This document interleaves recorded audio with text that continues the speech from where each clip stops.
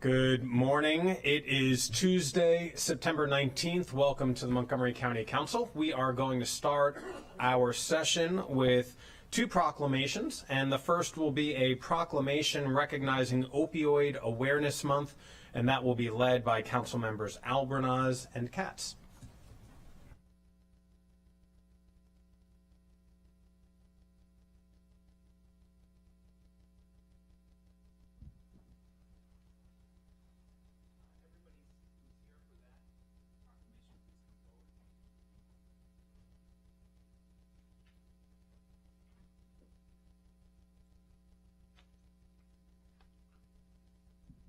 Well, good morning, everyone. It is a privilege and honor to once again be in front of all of you and join my colleague and friend, the chair of our Public Safety Committee, Councilmember Katz, for this very important joint proclamation. September is Opioid Awareness Month, and I think all of us, hopefully by now, should be aware of the challenges and the tragic consequences of opioid addiction. We annually get together, thanks to Laura Mitchell and Judge Bernard and a group of just unbelievable leaders in our community, to recognize the hundreds of lives lost now every year to opioid addiction. And this is an issue that is impacting our entire country, and it doesn't matter what zip code you live in or what area you live in or how old you are. There isn't a person in this room that likely doesn't know somebody who has been afflicted by this challenge, but has also experienced tragedy as a result of it. We have an absolute responsibility as a county and as a community and as a government to pull together all of our resources to ensure that there is appropriate treatment and support, but also to eliminate the stigma that continues to exist around this disease. And it is a disease. We must continue to be vigilant and acknowledge not just this month, but every month is an opportunity for us to turn the tide. And I am optimistic that we will do that. And I'm optimistic because of the people behind me today. And I'm optimistic because of the parents and the families that have had the courage to come forward and tell their stories to make sure this is not repeated. So thank you all for joining us this morning, and I now want to introduce my colleague and friend, Councilmember Katz. Thank you very much, Councilmember Albornoz. First off, I too want to thank all of our partners, Department of Health and Human Services, Montgomery County Public Schools, Montgomery County Police Department, Montgomery County Fire and Rescue Services, and all of the other groups, and I'm not going to name each one, but there's, in so many areas we have seen where Montgomery County goes purple. I even remember to wear a purple tie today. And it also was not just for the county. Driving into the city of Rockville, you see their signs. City of Gaithersburg is doing the same. And earlier this year, there was 3 committees that met to receive an overview of the county's current opioid and fentanyl response. And during that meeting, Montgomery County Police Department shared that youth fentanyl overdoses increased by 77% in the county over the last 2 years. That's a horrible percentage. Most of us today are aware that fentanyl is a powerful synthetic opioid that is up to 50 times stronger than heroin. Well, I knew it. And I needed to be reminded of it. But it came so vivid to me when they showed a penny next to a grain of fentanyl, the size of a grain of sand, and you learn that those few granules of fentanyl is enough to kill someone, is enough for someone to end their life. It made us all so very much aware. I want to publicly, again, thank Montgomery County Police Department, Montgomery County Fire and Rescue, Montgomery County Correctional Facility, and all the people who were so deeply involved in this topic. There's a COPE trailer, a Community Opioid Prevention Education trailer that the police department will bring to make us all aware. We all know about Narcan, and that's something that will reverse the effects of an opioid overdose. And we know that our public safety workers, and that's obviously the police, fire and rescue, we heard yesterday the bus drivers are carrying it as well. They have it in our correctional facilities. But we can't stress enough that we need to make certain that all people, and that this one is especially our young people, are aware of how dangerous all of this is, and that they need to continue to make certain, we all need to continue to make certain that each one of us, each one of our neighbors remains safe. So thank you very much for being with us. Education, hopefully, will get us a great distance on this concern. Thank you. Thank you, Mr. Chair. Thank you so much, Chair Katz. And behind me, we're in a minute going to hear from LaTanya Rich, the Executive Director of Tree of Hope. But I also want to acknowledge Ms. Laura Mitchell, who is the Chair of the Alcohol and Other Drug Addiction Advisory Council and co-founder of Montgomery Goes Purple, Ben Stevenson, who is the Prevention and Harm Reduction Manager for the Department of Health and Human Services, and Megan Westwood, the Executive Director of Maryland Treatment Centers, Dr. Keisha Davis, our Chief Medical Officer, Dr. Earl Stoddard, our Assistant Chief Administrative Officer in the Office of the County Executive, and Dr. Rolando Santiago, the Chief of Behavioral Health and Crisis at HHS. This is an exemplary group of leaders who represent so many who are doing so much in our community. And I now want to welcome Ms. LaTanya Rich to say a few words. Hello, everyone. I'm LaTanya Rich. I'm a person in long-term recovery. And it's pretty amazing that I'm standing before you. First of all, they gave me 3 minutes, and I'm not really known for my brevity, but I'm going to try my best.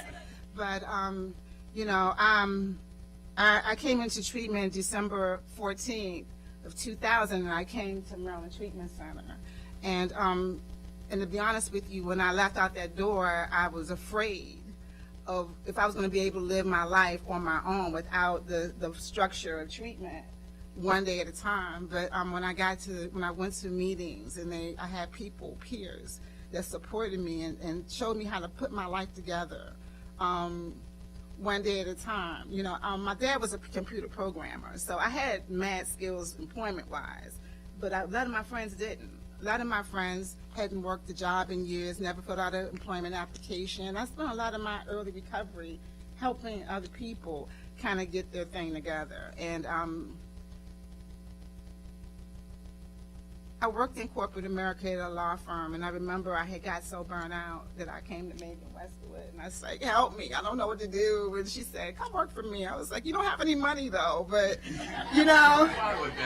She says, but you're miserable, you need a break. And I did that, and I worked on the steer team, and it was like the best decision I ever made. You know, it is to be able to live out loud. I remember being at the law firm and going to lunch with a couple of attorneys, and I had just done a group at the shelter in DC, and I came outside to go to lunch, and this lady who had all these bags, and she was really dusty, and she saw me from the meeting, and she ran to me and she hugged me, and everybody's looking at me like, you know her? I'm like, I did volunteer at the shelter. I had to lie, you know what I mean? I felt I had to lie, right? But working for the steer team gave me the freedom to live out loud, to help people, to be an example, to put a face on recovery. Right? All those people at that law firm now know who I really am, but Steer gave me the freedom to be able to show people what recovery looks like, not what addiction looks like, you know? And so the Steer team has taken off. I left because I'm a little old and I can't wake up at 3 a.m. and go back to sleep. So I left for a little while, but Megan came back and she asked me to be the director or the supervisor of the Steer team. So I came back, and the rest is history. You know, the Steer team is doing fantastic. Last year, we got funding to open up the very first substance misuse co-occurring recovery community center, and we are killing it. People are coming in using the computer lab. We have NAAA, we have yoga. We just gave a wellness retreat this year that had 250 people attend, not just from Montgomery County, but across the state. right? We are making a difference. Our peers are going out in the community and showing people what recovery looks like. Recovery does work. Right now we're having an adolescent crisis, and but I don't want people to forget that those adolescents have parents that are using. They have, we have to fix the whole, let's not forget about the whole, because those kids are going to go back to parents from dysfunctional families, and we need to build those supports and approach this in a more holistic way, right? And that's kind of what we try to do. We're about to start. We just hired a young man from the Recovery High School in Frederick. He's our quote-unquote marketing person, but he's also going to be working as a peer. We're going to be going into Montgomery County, well, actually Northwood High School in the fall to do peer groups. He's going to be our lead peer, but we're also going to have adolescent peer groups in our facility starting next Monday. So if anyone's in the area and you want to stop by, I want to brag a little bit. The gentleman who did our artwork in our office, he's the same gentleman who did the Black Lives Matter Plaza murals downtown. So when people come into our office, not only are they greeted warmly and empathetically, they're greeted with a powerful vision of what's to come. Right? So if you guys want to check us out, we're right down the street, 30 Courthouse Square, and I really welcome you all. Thank you.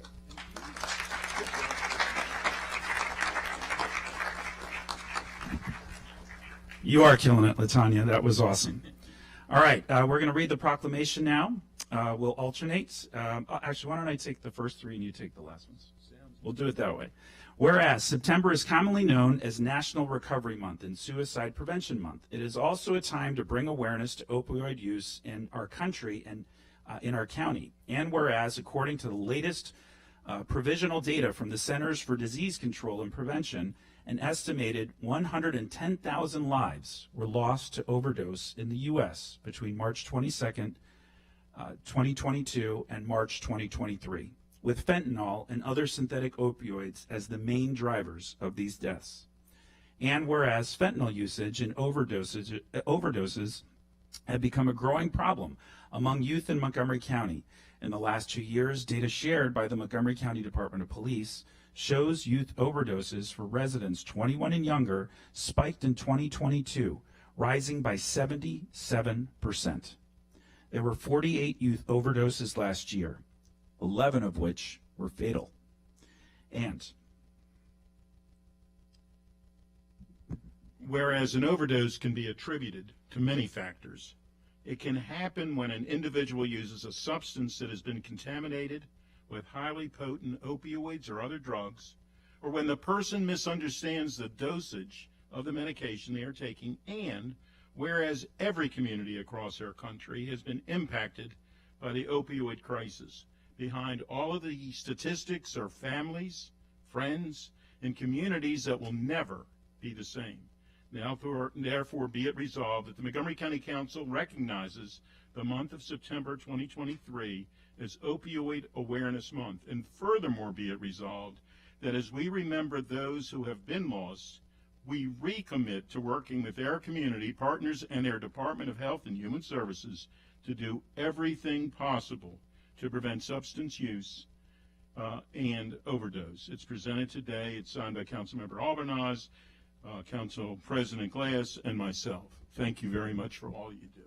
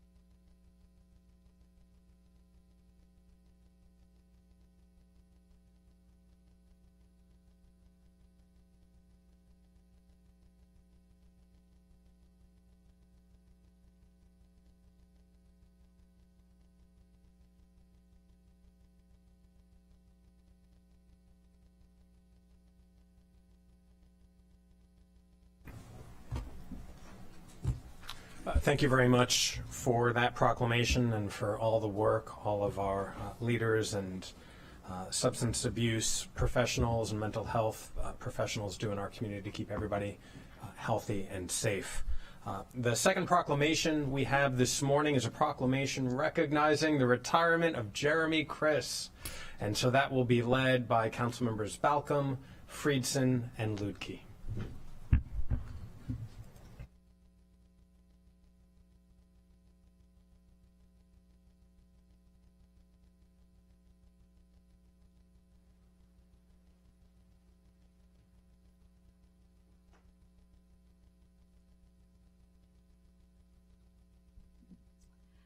Good morning. It's my great honor to kick off this proclamation along with my fellow council members Luedtke and Friedson to recognize and honor Jeremy Criss. So if we could invite Jeremy and everyone who's here to recognize and honor Jeremy, please come up.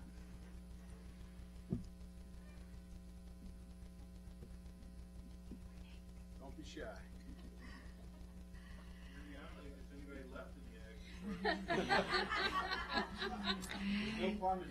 I was going to say, so remember, these are farmers. We could have done this at 6:30 a.m. The farmers get up early.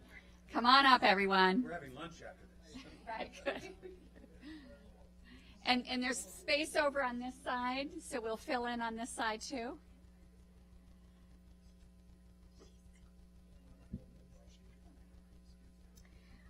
All right. So we all know one of the great jewels in Montgomery County is the Ag Reserve. We have over 93,000 contiguous acres dedicated to farmland with over 500 farms. And we rely on the Office of Agriculture to provide the farmers with support that they need to be successful. And we couldn't do it without the heart and soul of the Ag Reserve, the Director of Agricultural Services, Jeremy Criss.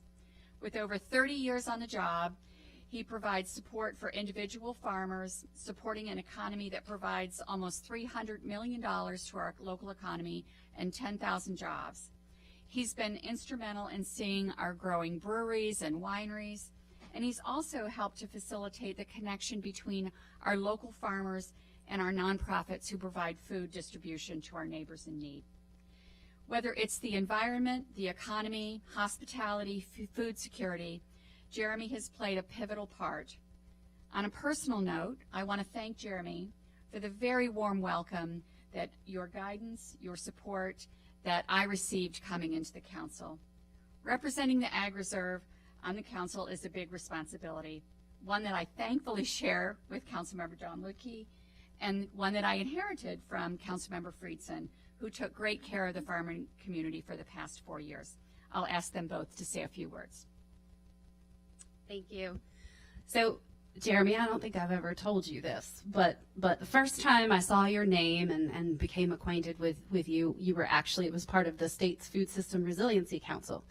And that all started during COVID. So we were on Zoom and you were just the little black box with your name there. And I kept thinking, who is this guy? And then I got here and then I met him, because you can't fully appreciate Jeremy's passion until you're actually in his presence. And I think it's a testament to how passionate he is about agriculture, about farming, and frankly about strong communities, to see all the folks who are up here today to help honor him. And I appreciate your making sure you always say it louder for the people in the back row, because they need to know why maintaining Montgomery County's agricultural communities and preserving our land is so incredibly important. So I want to thank you for all of your service. Thank you for being a mentor to me, coming on board and now taking over representation of the Ag Reserve with Councilmember Balcom. And I know you're heading off into retirement, but I also know we know where to find you. So thank you for all that you've done. Good morning. I am so honored to be here, although it is a little bit bittersweet, I think, for most of us, to see Jeremy Criss retiring. I will tell you, before there was Google and Yahoo, there was Ask Jeeves. Before that, there was Ask Jeremy. And when it comes to the agricultural community, when it comes to the Ag Reserve, when it comes to chapter and verse and understanding not just what we do, but why we do it and when we started doing it. Jeremy Criss literally is an encyclopedia of knowledge, and his loss to the county will be huge because all of us for 34 years have been able to lean on his intellect, his passion, his understanding of the agricultural community. And over the last 3.5 decades, really, there is nobody who has done more to support, to provide advice, to reach out, and to connect our ag producers and our agricultural community to county government, to nonprofits, to businesses in Montgomery County. And as we transitioned to where we are today with an independent Office of Agriculture from a department within the Economic Development Department, DED, it was Jeremy Criss who really shepherded that through and really oversaw that transition. So through so many transitions in this county, through so many years over the decades, it has been Jeremy Criss who has really led the way. And as somebody who was really privileged over 4 years to be able to represent the Agricultural Reserve, to be a caretaker of this incredible, historic decision that was made, one of the most important land conservation decisions ever in the history of the country, made right here in Montgomery County, and to be able to chair the committee that gets to continue overseeing it has been my honor, my privilege to be able to work with Jeremy each and every day. And congratulations, my friend. We really appreciate everything that you have done for Montgomery County and for our agricultural community and for our economy at large. Thank you both. I'm going to ask a couple people to come up and say a few words. Bob Sissel is the director of the Montgomery County Agricultural Producers, and Doug Leichleiter of Laytonsville Landscaping, two people who know Jeremy and have worked with him for very many years. Bob? You want to go first, Doug? No? Okay. Very few words. Yeah, exactly. Those of you who know me, I've never spoken a very few words. So I'm going to try to keep it simple. I met Jeremy 17 years ago when he helped get me on the Ag Preservation Board, where I learned about preservation of property. There are many farmers standing in front of you today that may not be here if it hadn't been for him. He helped them through the processes of running profitable operations in the farming industry, which is not an easy thing to do in today's market. So my few words: honesty, trustworthy, dependability. No one cares about agriculture more than Jeremy. I used to tell Doug Duncan, I tell Mark this today, he should not be allowed to fly on a plane with John Złotowski, because if the plane goes down, we're in deep trouble. Now I get to add Mike to the list. Where are you, Mike? Our new director. So if I was in the Marines back in the 60s, this is the guy I want in the foxhole with me. He has fought hard over the years to protect agriculture, to make it what it is today in our county, which is something all of you should be very, very proud of. These farmers are using the most modern technology that Jeremy also helped bring to the county. And he's just been our leader. We all follow him. We fight with him. He fights with us. But when it's all said and done, Jeremy has made agriculture in Montgomery County and the Agricultural Reserve what it is today. And through his leadership over these years, he's going to make it, he's made it so that it'll survive another 40 years. So Jeremy, I just want to thank you for your friendship, your dedication, and I'll turn it over to Doug. And that was not too bad. Please be patient with me, because I am a man of few words, and I'm not in my field today, that's for sure. That's where I feel comfortable. But I got a couple things I think are important. Jeremy was hired in 1988 as a farmland preservation administrator. In 92, he became division manager for the Ag Services.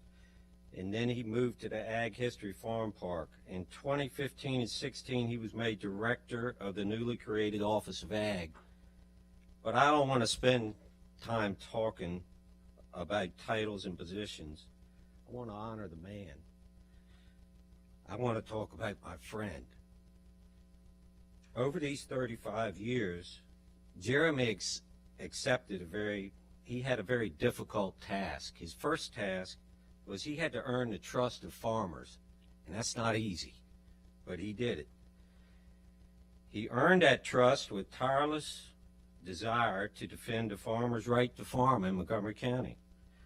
No matter what the farm size, and this is important, no matter what the farm size or the economic impact, if the farmer was right, Jeremy was for him. He was in his corner. Many council members, previous and current, have witnessed Jeremy in action in full battle mode. He technically works for the county executive, but they felt his presence when he was on perhaps an issue that he wasn't on their side. He was on the farmer's side. He found themselves very sad, as Jeremy would say, when he represented the farmers at times. He can quote any ZTA, date and intent, that's related to ag. I think part of his phenomenal memory is the fact that he was genuinely 100% interested in the farmer's best interest. And he intently studied all angles of legislation for any unintended consequences. For the past 9 years, I've had the honor of being on the Ag Advisory Council. I know that's 3 years too many. During that time, I've earned an even greater respect for Jeremy. He has a great patience to listen to every point of view presented to him by members of that committee, even if it could be the wrong, slightly wrong. Although he has great tolerance for the farmer that may need to adjust their point of view, he rarely shows that tolerance to any opposition to farming. I'm truly relieved that Jeremy has been able to make it to this point. I worried about him at times if he was going to make it to retirement. But I'm glad he's here. He's going to be truly missed by all of us in the county. And I just want to say thank you, my friend.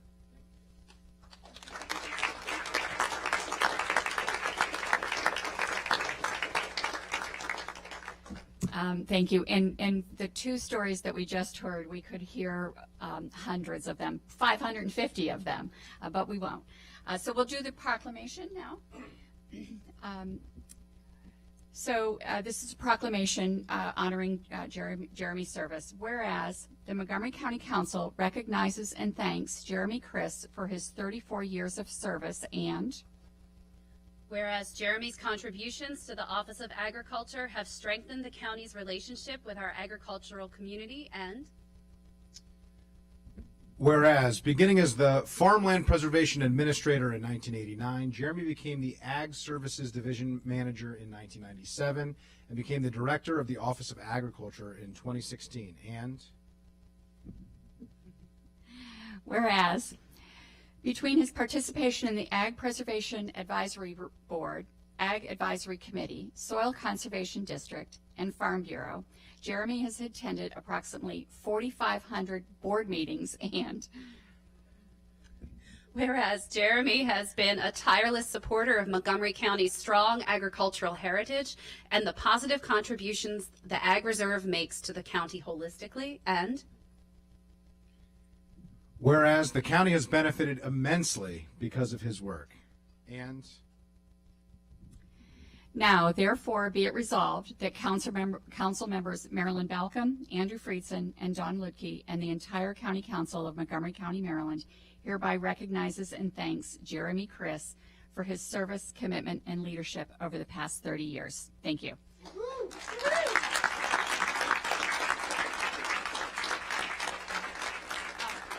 And we'll have Jeremy just say a few words. Well, good morning, everyone. Wow, this is very humbling. I want to thank everyone for being here. It's just a privilege to be acknowledged this morning. I would like to introduce my staff. First, I'd like to introduce Jackie Arnold. She's the glue. She's the glue that holds all of us together. We really are a small organization, but we're very efficient, and she really helps us keep track of where we're headed. I'd like to introduce Natalia Salzar. She's our agricultural development specialist. She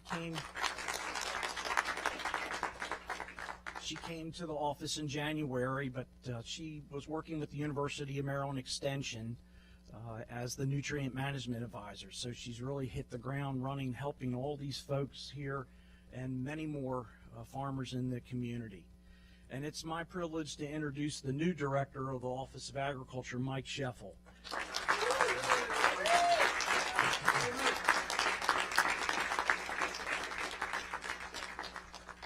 I told the administration over 2 years ago that I wasn't going to leave until I knew exactly who was going to be replacing me. And so we went down this journey, and I'm really glad that we ended up where we are. Mike has been with me for 5 years. I've trained him, and I've dragged him to every meeting, whether he wanted to or not. And so I think he's going to be in good hands. I want to thank all of you for being here this morning and recognizing me. My whole philosophy in working for the county is definitely the ag community is really what motivates me and has kept me going.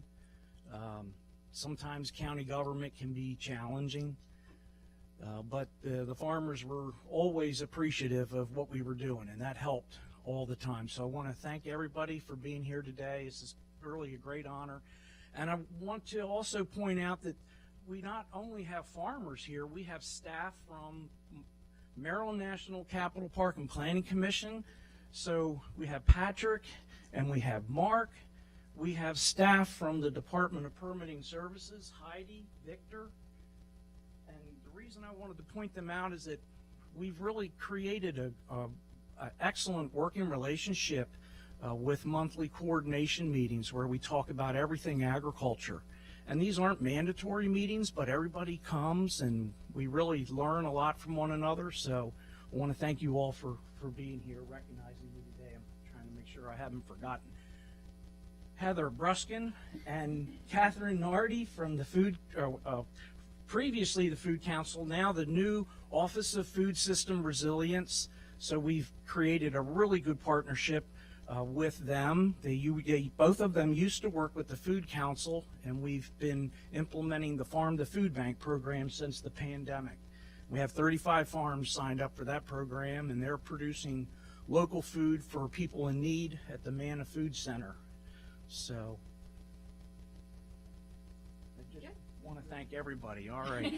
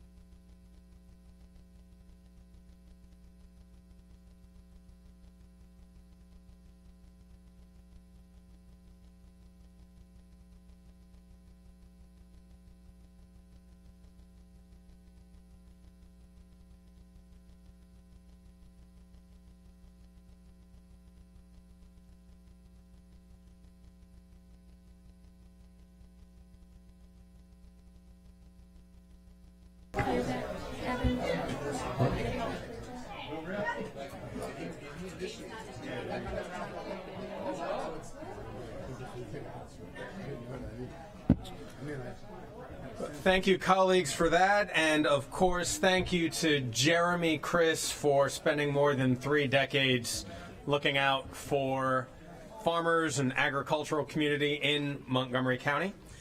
And look forward to working with Mike, who has big boots to fill.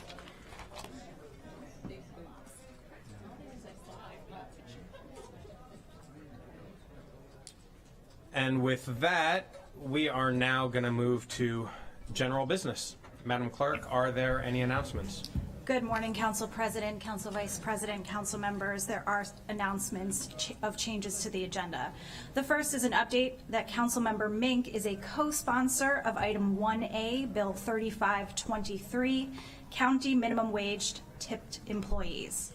On the consent calendar, we have the following changes. Item 1A, the source of funds for this supplemental appropriation is a state grant, the Chesapeake Bay Trust Urban Tree Grant Award, and the public hearing for this item will be held on October 10th, 2023 at 1:30 p.m. And finally, consent calendar item 3K now reflects that the council will acknowledge receipt of a 4th Office of the Inspector General report, public synopsis, misconduct by county council employee, OIG memorandum of investigation. Thank you, Mr. President. Thank you, Madam Clerk. I will add one more item of general business for announcements on there. You will note on the agenda today there is a new committee that is meeting this afternoon. That is an ad hoc committee, the Executive Director Search Committee. And at this point, I just want to extend my appreciation, the appreciation of all council members and staff here for Marlene Michelson, our current Executive Director, for her 35 years working with the council and last 6 years working as the Executive Director. And as Ms. Michelson has noted her intention to retire at the beginning of next year, we have organized the Executive Director Search Committee, which consists of myself, Vice President Friedson, immediate past President Albornoz, the GEO Committee Chair, Councilmember Stewart, and Councilmembers Balcom and Mink.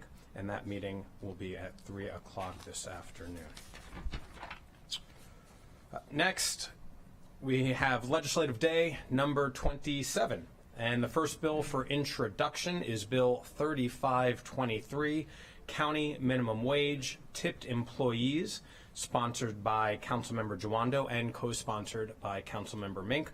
A public hearing is scheduled for October 10th at 1:30 p.m. Councilmember Jawando. Thank you, Mr. President, and good morning to everybody. I'm proud to introduce Bill 3523 today. I want to thank the many advocates, the tipped workers, and co-sponsor Councilmember Mink for their work and collaboration on this bill. It would gradually raise the wages for the nearly 15,000 tipped workers in our county who were left behind when the minimum wage increased in the past. Currently, our county allows restaurants to pay tipped workers a base wage of only $4 an hour. I think a lot of people didn't know that, with the requirement that their tips will cover the rest up to the full minimum wage. And I'll talk about that in a moment. As with all the work we do, I think it's important to understand the history of how we got where we are. After the Civil War, white business owners, still eager to find ways to steal black labor, created the idea that tips would replace wages. Tipping had originated in Europe as a practice among aristocrats to show favor to servants and to give them something on top of their wages. But when the idea came to the United States, restaurant corporations mutated it from being bonuses to their inferiors to becoming the only source of income for black workers they did not want to pay. The Pullman Company tried to get away with it too, but the black porters, under the leadership of A. Philip Randolph, formed the nation's first black union to be affiliated with the AFL-CIO and fought and won higher wages with tips on top. Restaurant workers, however, who were mostly women, were not so fortunate. The unjust concept of tips as wages remained in place for them. And in 1938, when Franklin Roosevelt signed the nation's first minimum wage law into existence, it excluded restaurant workers, a category that included a disproportionate number of black people. In 1966, when our nation's minimum wage law was overhauled, restaurant workers were even more formally cut out of the creation.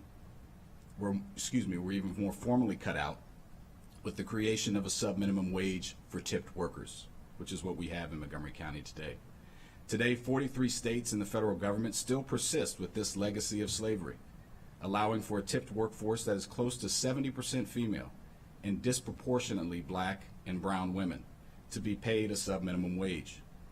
A nation that once enslaved black people and declared them legally 3/5 of a person now pays many of their descendants less than a third of the minimum wage to which everyone else is entitled. The sub-minimum wage for tipped workers isn't simply born of racial injustice. It continues to perpetuate both race and gender inequity today. According to surveys, more than a third of workers said their tips did not bring their wages up to the minimum wage. A third. In Montgomery County, restaurant workers are twice as likely to live in poverty. An investigation by the Obama administration found that 84% of restaurants violated rules surrounding the two-tiered wage system, including the law that requires employers to make up the difference when tips do not meet wage requirements. This bill would steadily increase the base wage by $2 an hour starting July 1st next year until the sub-minimum wage is phased out completely in July 2028.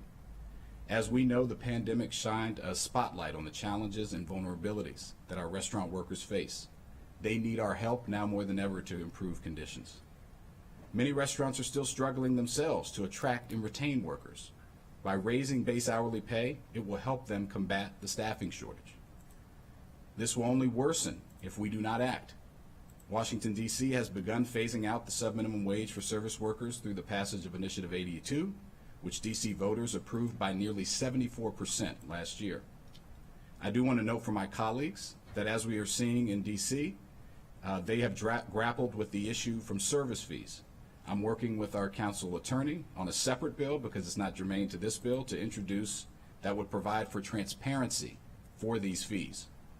I also want to note that we are introducing this bill in coordination with members of the Prince George's County Council, who plan to introduce their legislation later this month, which will allow our counties, similarly to what we did with the minimum wage years ago, to follow a regional approach. I want to thank my colleagues for their consideration, and I look forward to digging in the details over the months and weeks ahead. Thank you, Mr. President. Thank you, Council Member Jawando. Councilmember Mink. Thank you, Mr. President. Thank you to my colleague, Councilmember Jawando, for introducing this important legislation, and to all of the advocates who have been working on this, as well as those states and jurisdictions that have led the way. I myself have had several jobs in the service industry, working for tips in Montgomery County restaurants and College Park bars, and there were days when I took home just a few dollars for a whole shift's work. And that's not right. There are many, many workers trying to pay their bills and raise a family now with that kind of pay and with that kind of unpredictability. And it's an equity issue, as you heard. 7 states have already entirely eliminated the sub-minimum wage for tipped workers. A recent Center for American Progress analysis found that in those states, workers and businesses in tipped industries have done as well as or better than their counterparts in other states over the years since abolishing the sub-minimum wage. Those states have the same or higher restaurant sales and employment growth rates compared to jurisdictions that still allow sub-minimum wages. Those tipped workers who are in the top 10% of hourly earners, ones who might not see the need for this legislation, those workers in states that abolished the sub-minimum wage continue to do quite well under a tips on top system. What we see is that the workers at the bottom come up to where they need to be and gain some predictability in their wages from day to day and month to month. As Councilmember Jawando mentioned, companion legislation is coming shortly to address the service fees issues, as we've seen from DC's example, that needs to be addressed in tandem with eliminating the sub-minimum tipped wage to clarify for consumers the purpose of service fees applied to restaurant bills. But I am proud to say that we are now part of a regional movement to join those states, to join DC, to ensure that no matter what industry an individual works in, every worker in Montgomery County will make at least the legal minimum wage for their hard work. Thank you. Thank you, Councilmember Mink. And with that, this piece of legislation is introduced. And again, a public hearing will be scheduled or is scheduled for October 10th at 1:30 in the afternoon. The second bill for introduction today is Bill 3423, County Minimum Wage Commission Established, sponsored by Councilmember Jawando. A public hearing is scheduled for October 10th at 1:30 p.m. Councilmember Jawando. Thank you. I'll be much quicker at this time. Also happy to introduce this bill, Bill 3423, which will establish a Montgomery County Wage Commission. This aligns with our shared priorities of promoting economic opportunity and ensuring fairness for our residents. As we've emerged from this pandemic, many workers are still struggling. I've said it many times before, we don't have a worker problem, we have a wage problem. We need to better understand the economic realities they face across sectors and how to lift up our most vulnerable residents and do it in a collaborative way. The Wage Commission would be an advisory body to study wage and benefit issues and recommend minimum wages for different industries in our county. It would include all sectors, business, workers, and others in our community, and gather objective data and enable all stakeholders to have a voice. It would consist of 7 members representing business, workers, and the public, and be appointed and confirmed by the county executive and confirmed by the council. This is a concept that's called sectoral bargaining, where you look across an entire sector, like the restaurant industry, for example, and say, what are the minimum wages and benefits that should be paid to all? You've seen a resurgence in this country in the last few months with support for unions. And while it's great when an individual Starbucks or someone gets unionized, you still have workers in other industries that are dealing, or in other businesses rather, and industries that are dealing with wage issues. So this would be a way for us to look at it across the board and study it over time. It would not have any authority to enact changes. It would be recommending changes to leadership here in the county. So excited to move this bill forward as well. Thank you, Mr. President. Thank you. Ms. Wellens, do you have anything else to add? You're good. Thank you. So again, public hearing is scheduled for October 10th at 1:30 p.m. That bill is introduced. Final item on today's legislative session is a call for final reading of Bill 1123, Motor Vehicles and Traffic Control Signals, Devices, and Enforcement Action Plan, otherwise known as the Safe Streets Act. For final reading, the Transportation and Environment Committee recommends enactment with amendments. I see Ms. McCartney Green is coming up, and so I'll make some introductory comments. And unfortunately, I'll start on some sobering news that just last night we had a ghost bike memorial in Germantown at the intersection of Gunners Branch Road and Frederick Road. And that ghost bike was to remember the life of David Glenn Jenkins, who was a 28-year-old man who loved his community, who loved riding his bike, and whose life was cut short after a motorist struck and tragically killed him. We know that road safety is an issue for all of us here in Montgomery County. And since the start of this year, 404 pedestrians and bicyclists have been hit, and another 11 have been killed while using our streets and roads. And this is not just a problem about road design. It's an example of how systemic inequities have manifested themselves to this day. We know that residents who use our roads in our equity emphasis areas are more likely to experience motor vehicle collisions and more likely to be hit and killed. Street safety is a social justice issue, and that's why I introduced the Safe Streets Act earlier this year, which advances our Vision Zero goals in 4 ways. First, it gives pedestrians more time to cross at intersections. Second, it prohibits right turns on reds in our downtown urbanized areas. It also requires the infrastructure reviews when individuals are hit while walking to or from school.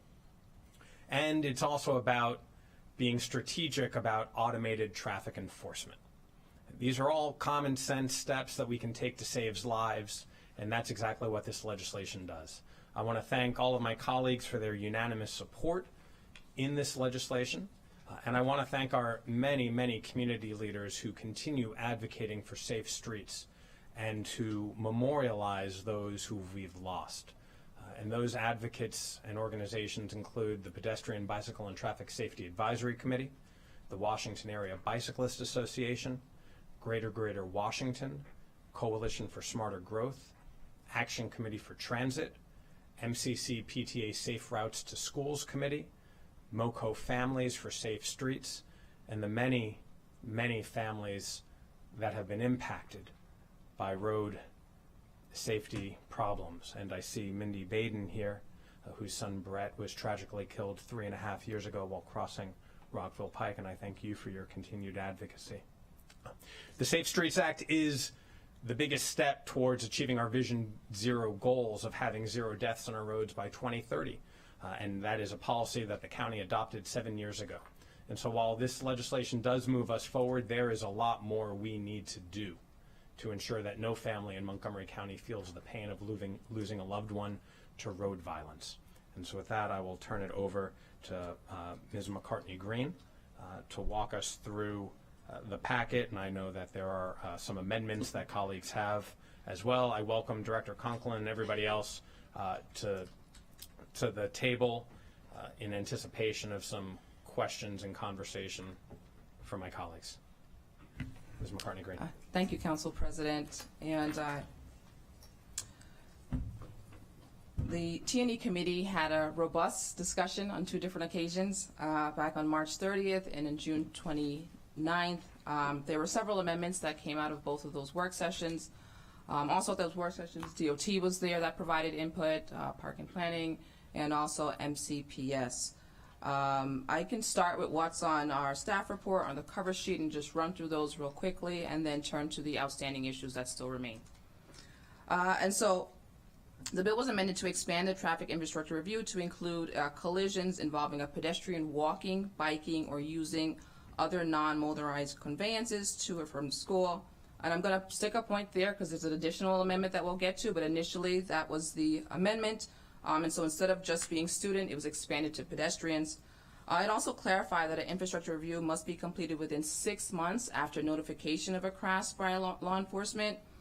Clarified that the review must primarily consist of recommendations related to deficiencies in engineering, traffic controls, operations, and secondarily, they could be recommendations for any outreach and education. It also clarified the verbiage related to leading pedestrian interval, which is also called an LPI, being county-owned instead of county-controlled. We discussed the difference between both of those. And then to allow DOT to exempt certain intersections from the requirement of this act if it would impair public safety. And so there's discretion there. It would require LPIs installed within 1,300 feet of each direction of an access point of a school, park, rail, library, bus rapid transit station, or community center frontage. It also requires an annual reporting where the committee or council would be able to review some of the discretionary decisions that DOT has made.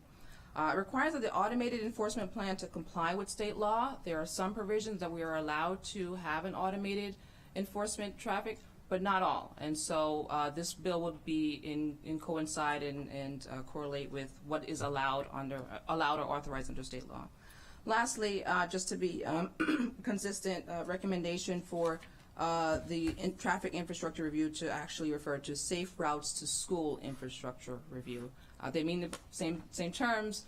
Safe routes to school is what's generally been used in the community and used during outreach, and so there was a correlation to put that terminology there. There was one outstanding issue that the committee deferred to for the council to have further discussion on, and that was whether or not to expand the infrastructure review to certain places. School zone was one of them that was already there, but also looking at possibly other amendments that include walk sheds or boundary zones further than the school zone. That's going to be on page 2 and 3 of your staff report. In addition, before we get into that, there is a amendment that may be proposed by Council Vice President Friedson as well, and then DOT has had 2 technical corrections that we will discuss before the final vote.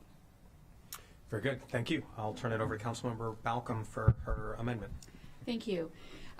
So this was a very detailed bill that we looked at, and when we go back, and also the T&E committee just yesterday recommended the pedestrian master plan. So it's confused. And there's a lot of overlap. So it's been a little bit difficult to make sure we keep everything straight. So when we started the discussion, the important aspect was who are we covering, when are we covering them, and where will they be covered? And so we kind of walked through all of those issues. And the original bill looked at school zone, which is critical, of course, but in discussions, we felt that that was too small. School zones are a very finite, small area around the schools. And so we talked a lot about the walk shed and whether we could include collisions that occurred in the walk shed. The amendment that I'm proposing is that we do include any collision that happens within the walk shed if a pedestrian is a child between the age of 15 and 19. So that's the amendment that's in front of you.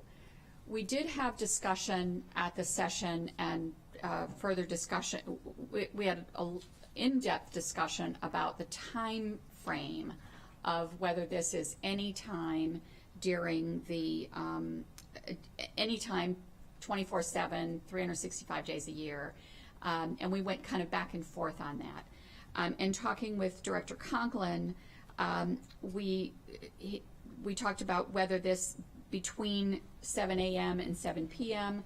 might be a compromise, because the issue of, if we think of the 243 schools, is it? 243 schools, all of the walk sheds, 211, okay. That covers a significant portion of the county. So if we look at, I would like to amend my amendment to say between the times of 7 a.m. and 7 p.m. I'll accept that as a friendly amendment, the amended amendment, but I think it's also important to have Director Conklin share his thoughts here as the enforcement agency. Yeah, thank you for the opportunity to speak to this today. Obviously, these are important measures that the council is considering. On the issue of the school zone reviews, part of the concern is being able to understand which crashes are related to school activity and have a mechanism through which the police department can clearly identify those. So having a established set of times helps parse that data so that we can look at the crashes that have a lot to do with schools. And similarly, the age, the 5 to 19, really helps us focus on school-related crashes that occur in what otherwise is a significant portion of the county.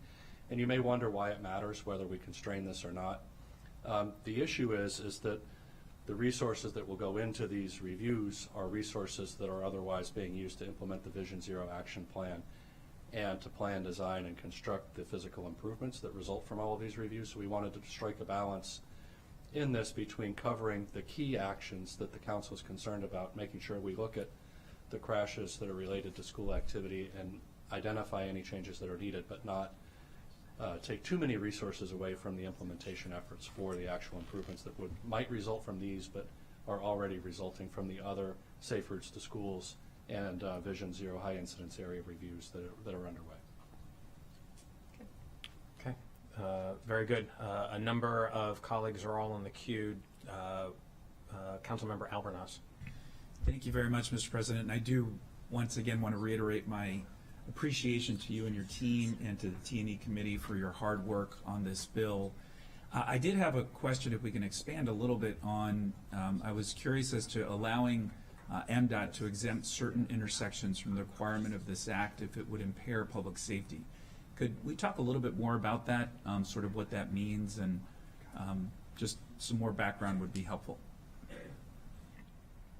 Sure, Councilmember Albanese, I'd be happy to speak to that. We have had incidents where we've installed no turn on red provisions at certain intersections, and it's resulted in a concentration of conflicts between pedestrians and right turning traffic. The most notable intersection where this occurred, a no turn on red was installed after a pedestrian fatality at the intersection of 118 Germantown Road and Middlebrook Road. When that was installed, it increased the number of conflicts at that location and made it more difficult for pedestrians to cross. So that's one type of example. We might have another situation where the no turn on red is causing a backup that impacts the safety of a crosswalk upstream. So we don't have a set of locations that we're saying we don't want to do it today, but as we go through and look at these implementations, we want to do an evaluation to make sure that the implementation of that new traffic control isn't creating an unintended consequence that is harmful to pedestrian safety either at that location or nearby. And in the reporting provisions of this, we'll be submitting documentation on, we'll be posting documentation on where we've made those decisions and the rationale for those, so that council have the opportunity to either think we're doing that in a measured and fair way, or if we're being overly aggressive, which is not our intention. But and if we need to adjust that, we can adjust that based on the reporting. But those were the types of situations where we were considering that maybe the no turn on rate might have an impact that we don't want to have at that location. Thank you, that's helpful. And then just a quick follow-up, just again, the sort of the mechanism of how this will work.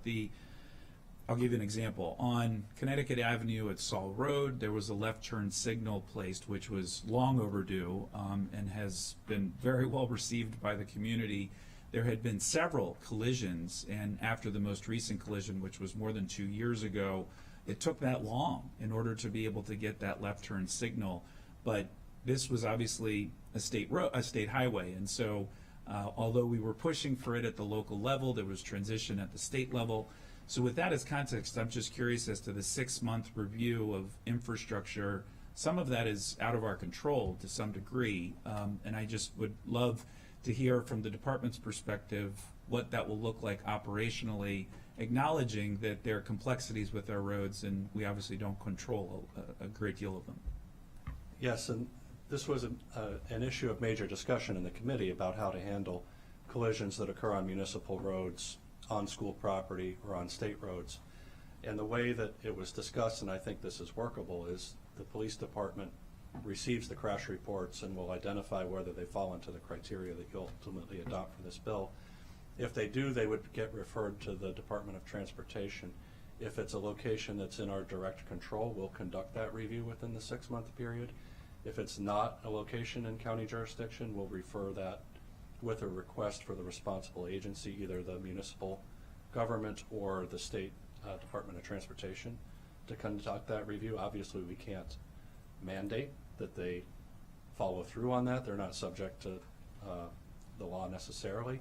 But then we would identify the number of referrals we made and any follow-up actions in the reporting that we will do to at least gauge how that's working and whether there's response from the other agencies that are responsible for managing the infrastructure. Thank you. Seems like an opportunity maybe for some collaboration with our colleagues in Annapolis because we know how serious those issues are. Thank you very much. I yield back to you, Mr. President. You're absolutely right about the need to collaborate in Annapolis. That occupied a lot of the time during this discussion, and as Councilmember Balcom noted, and Councilmember Stewart knows, yesterday talking about the pedestrian master plan, we need Annapolis and the State Highway Administration to do even more if we want to move further with our goals. Vice President Friedson.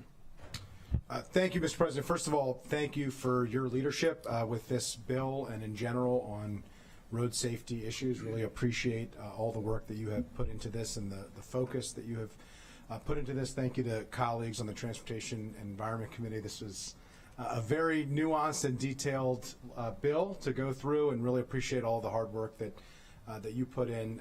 I want to speak to this particular amendment, speak a little bit more globally, and then I'll wait to get back in the queue for my amendment. I think that's more in order, but just to let folks know.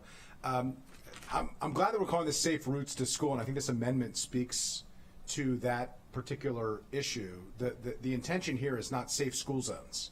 It's safe routes to school, and that's why I think this amendment is so important because it reflects the fact that we don't want somebody to be safe within one block of school or as they cross the street to go to school. We want it to be safe to get to and from school each and every day.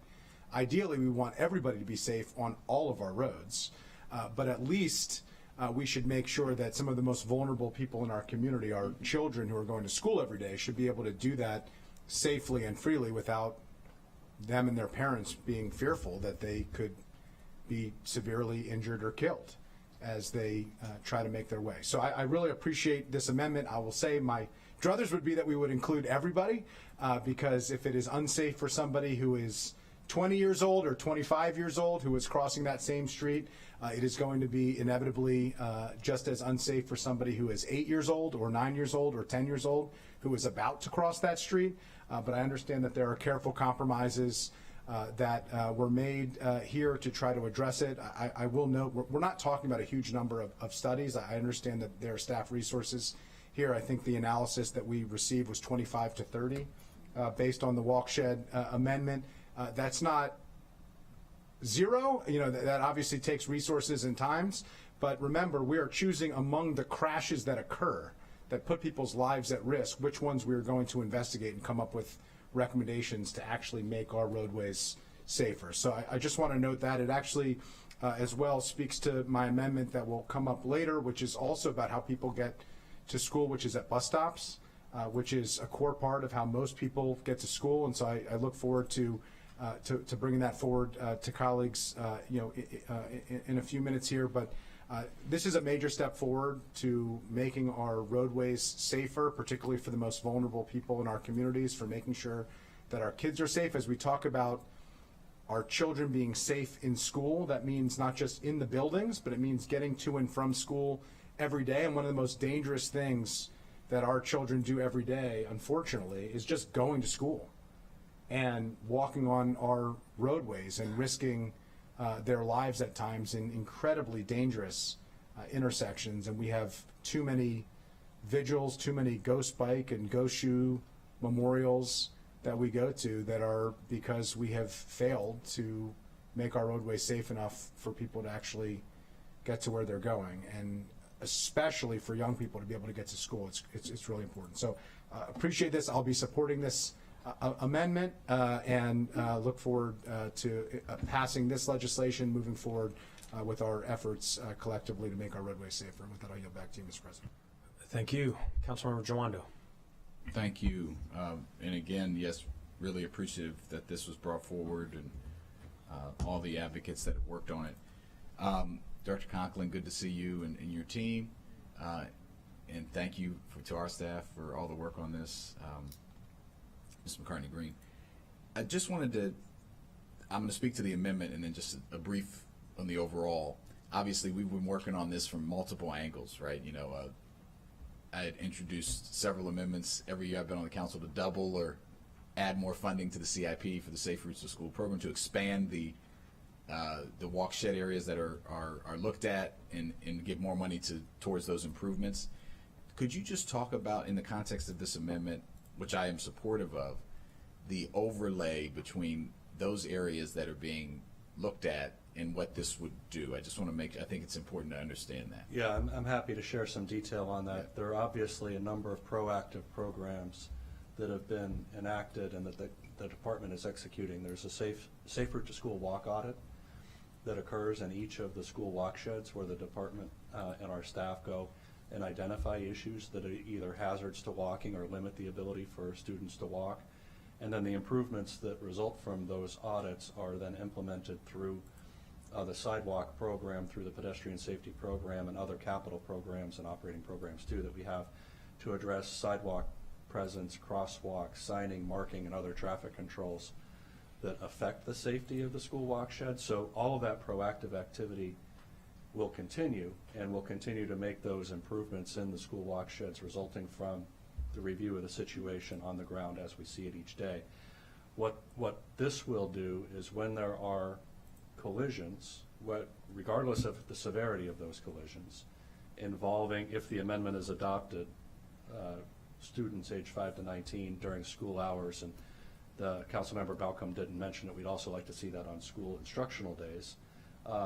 when those collisions occur, we will conduct a spot review of that situation to identify what the circumstances related to that particular collision were, and whether there are any adjustments to the traffic controls or infrastructure that would specifically have addressed the conditions of that collision or not. And to be fair, I think many times we will find not. We will also identify whether there were behavioral factors related to the driver behavior that resulted in that collision. Was there distraction? Was there lack of attention? Were there in the middle of a drop-off in an inappropriate location? So what elements of the driver behavior might have contributed to that? And lastly, what element of the student's behavior, if, for example, I see this almost every day in front of a Montgomery County Public School, students crossing a busy street at a traffic signal, not following the walk, don't walk indications. So if there are issues with the behavior of the student, that can also be identified. And then all of those factors together could say, here are the actions that will be executed as a result of that review. For example, do we have a session, do we have an announcement in the morning advising students to please follow the walk, don't walk indication at the signal in front of the school to avoid this sort of outcome if it's a behavioral, or do we move a crosswalk because the crosswalk's not in the place where the students want to cross? Right. So those are the sorts of actions that will come out of the reviews. Many of them might be the same as come out of the proactive reviews, but they'll be in response to a specific event that occurred at a specific school. I appreciate that. I think it's important. You know, we've taken a lot of steps. I've been proud to work with this council and the previous council on Vision Zero efforts, and it's kind of like, I think about like layering Swiss cheese, right? You're trying to close the gaps in the holes and make sure that our young people are safe. You guys like that one? Yeah. Okay, that's good. I don't know what it's like, just and so I really appreciate that, and I think this is, along with the automated traffic enforcement plan and all the other things that are in this bill, it's just really going to be another important layer. On the time window, and I agree with the amendment, and I agree with Council Vice President Friedson. Ideally, we'd be looking at everyone. You know, Councilmember Balcom and I were with Day yesterday, his family, who passed away at the intersection of 355 and Gunners Road, which is, and people were speeding by while we were there, and just underscores how important this is. Is there a way to, you know, I was, after I left there, I picked up my daughter from Gaithersburg Middle School, who was having a basketball practice that didn't get out until 9 p.m. A lot of our facilities, our schools, are used in the evenings for activities and young people as well. So I would just ask, would it be an issue if we extended it to 9 p.m. or, you know, as opposed to 7 p.m. My experience with the schools is that there's things going on until 9 or 10 p.m. a lot of times. In what was proposed, I think Councilmember Balcom, based on our advice, was trying to capture the hours of core activity. Changing those hours on the fringes a little bit, I don't think has a material impact on. So I'd maybe ask Councilmember Balcom if she'd be, or in the amendment to the amendment to the amendment to go to 9 p.m. Is there a second? Okay, Great. thank Second. you. And that's all I have, and just really appreciative for this, and thank the sponsor and all the entire council who are co-sponsors. Thank you. And just to clarify, Councilmember Jawando, the amendment to the amendment is to 9 o'clock? 9 p.m. Okay. Yeah. Councilmember Stewart. Great. Thank you all, and thank you for the work on this. I'm also supportive of the amendment, though I will say, as my colleagues have said, I would also entertain and like to see this maybe expanded. And one of the reasons is because if you're a family, you know, dropping off a student, and you leave that student at school and you're walking home and something happens and you don't happen to have a student with you at that time, we still may need to look at that intersection and why that crash happened. Though I very much appreciate Director Conklin and all the work and the conversation that we had about limited resources and where we're putting resources. Thank you for that.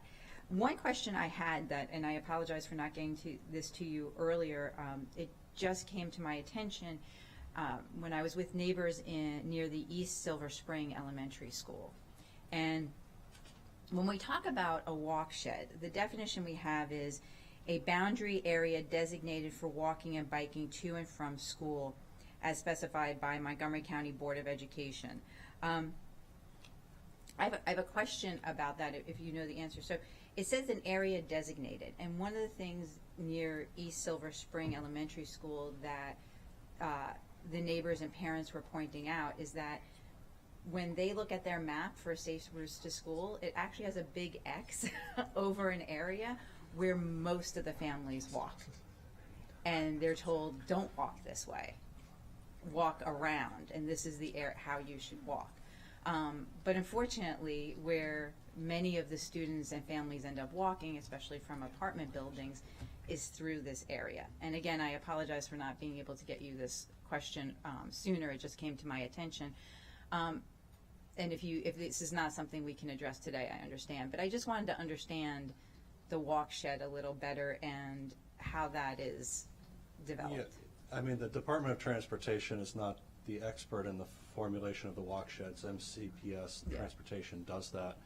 And from what I understand, they identify high hazard locations that might affect the viability of walking from a certain area and may exclude portions that are within the distance otherwise from the walk shed because of that hazard. MCPS is here, great. Great. And it also relates to their busing plans Yes. and where they're providing that service. So happy to defer to the expert on this. Everyone's buttons are different. So. Yeah. Good morning. I'm Dana Edwards. I'm not Michael Lewis. Michael Lewis is ill, so I'm here for him. And thank you for bringing up our walk zone for our elementary schools is about, in terms of students being able to receive transportation, is 1 mile. Mm-hmm. And so I do want to look a little bit further into this X that you're speaking of. Yeah.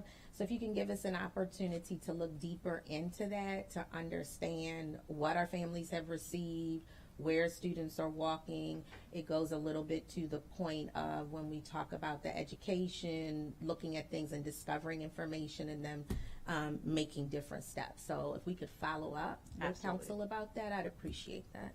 Great, absolutely. And again, I apologize for it just came to my attention, not being able to provide this earlier. Councilmember Stewart, just to piggyback on there.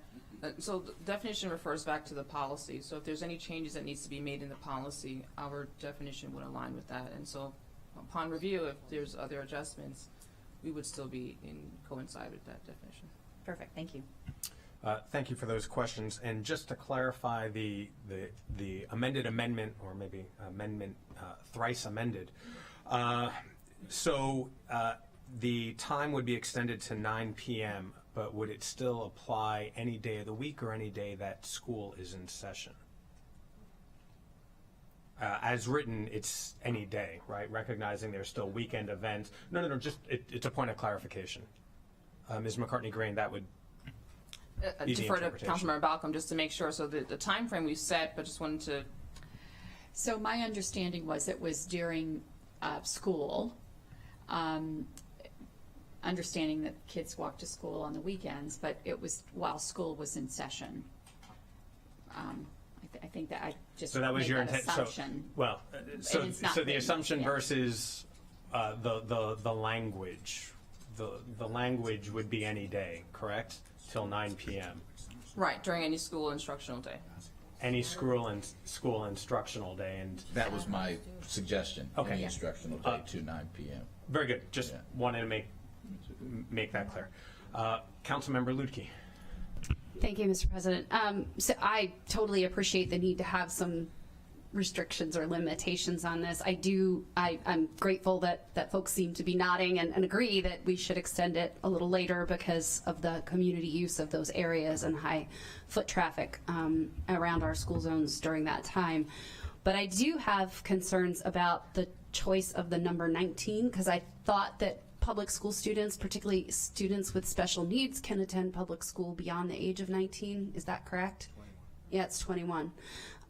So I think if we are putting an age in there, we should make it commensurate with the state law on education to make it 21 rather than 19.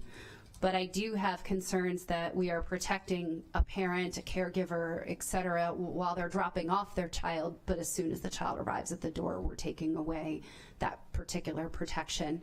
So I am going to vote for the amendment, but I did want to raise that because I do believe that that is concerning, because certainly a parent, a grandparent, a family member, a neighbor who's helping shepherd the children to school should have the same protections under our Vision Zero model when they are departing. Would you like to make a motion to extend that age? Yes, I'd like to move to extend the age to 21 if we are using age as the restriction. Is there a second? Seconded by Vice President Friedson. Okay. If I could speak to the concern, not the amendment. Sure.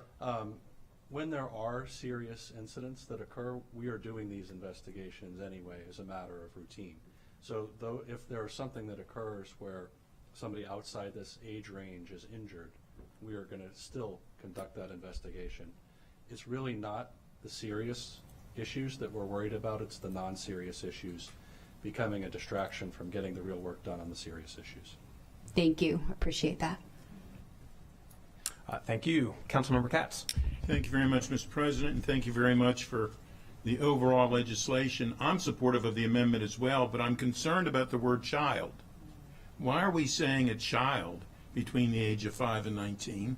I believe many people who were 18 and 19 years old and a few younger would disagree with being called a child. Is there a reason that's on there? Individual. And I just a little bit of context, Councilmember Katz. We had the word student there, and so we expanded, took away student, then we said pedestrian, and then we wanted to condense it again, so we said school-age children, and so we ended up at a child. And so we've been word playing and word banking of different words, but I want to figure out what's best. But we've used person, and that is what's. We're using pedestrian, and so a pedestrian. Some people like person. Yeah. I think person makes sense. And this would give us 4 amendments, or 4 changes to the amendment.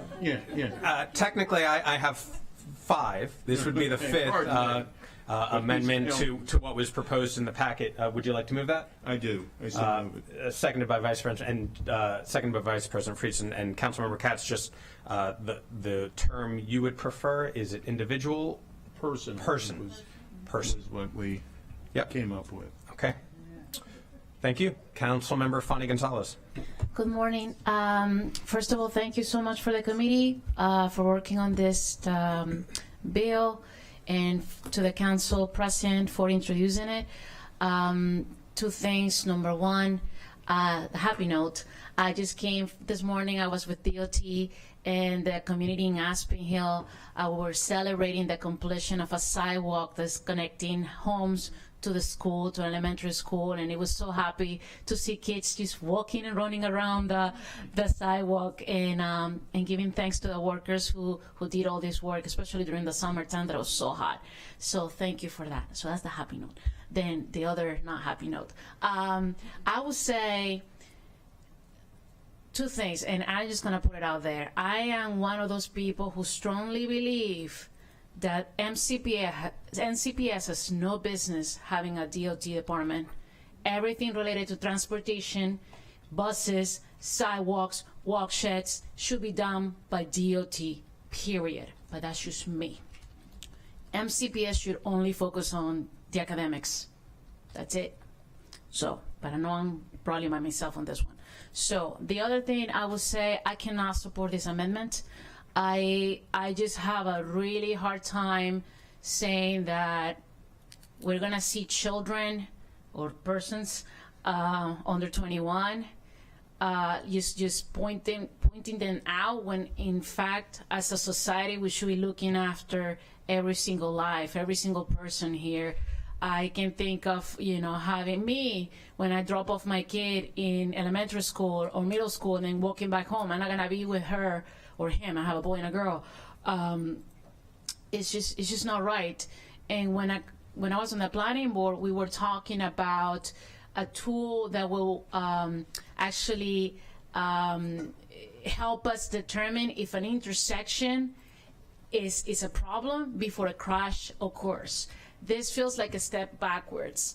So I just can't do it. I understand the logic. I understand what you're trying to do, minimize it, but I just think that we should be concerned with, making sure that everybody's safe and that we're gonna take the same precautions regardless of the person's age, especially if they are within the walk shed of a school. So for that reason, I will not be supporting none of it. So thank you. Thank you, Councilmember Fani Gonzalez. I'll reply to your heartfelt comments by saying this is the most tangible step towards enacting more Vision Zero policies than we have ever done since the adoption of Vision Zero in 2016. If we could all wave a magic wand, we would enact every policy and immediately jump to our goal of having 0 deaths and injuries on our roads. For a variety of reasons, we are unable to do that, and we need to keep pushing policies that move us in that direction. And this amendment and all 4 policies that are part of this overall legislation are tangible.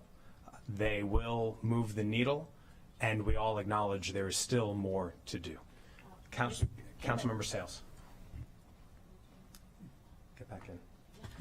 Just not the age. That's what I don't want. That's all. So you know. Councilmember Sales.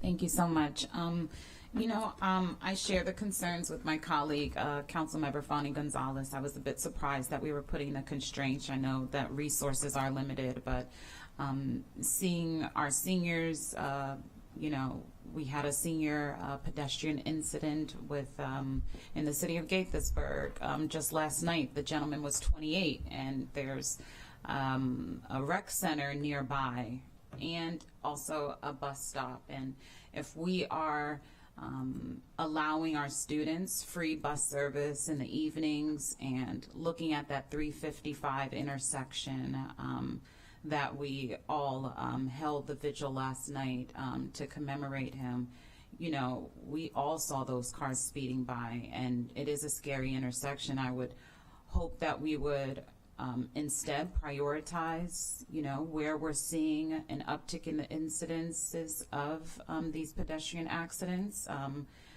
But if this is just part of the approach for how we're going to tackle it, but I would just want to see more data on where we're seeing the highest incidence of pedestrian-related accidents, and then we can start looking at, I don't recall seeing the demographics of the pedestrian-related incidents and how we are identifying where to put the infrastructure first.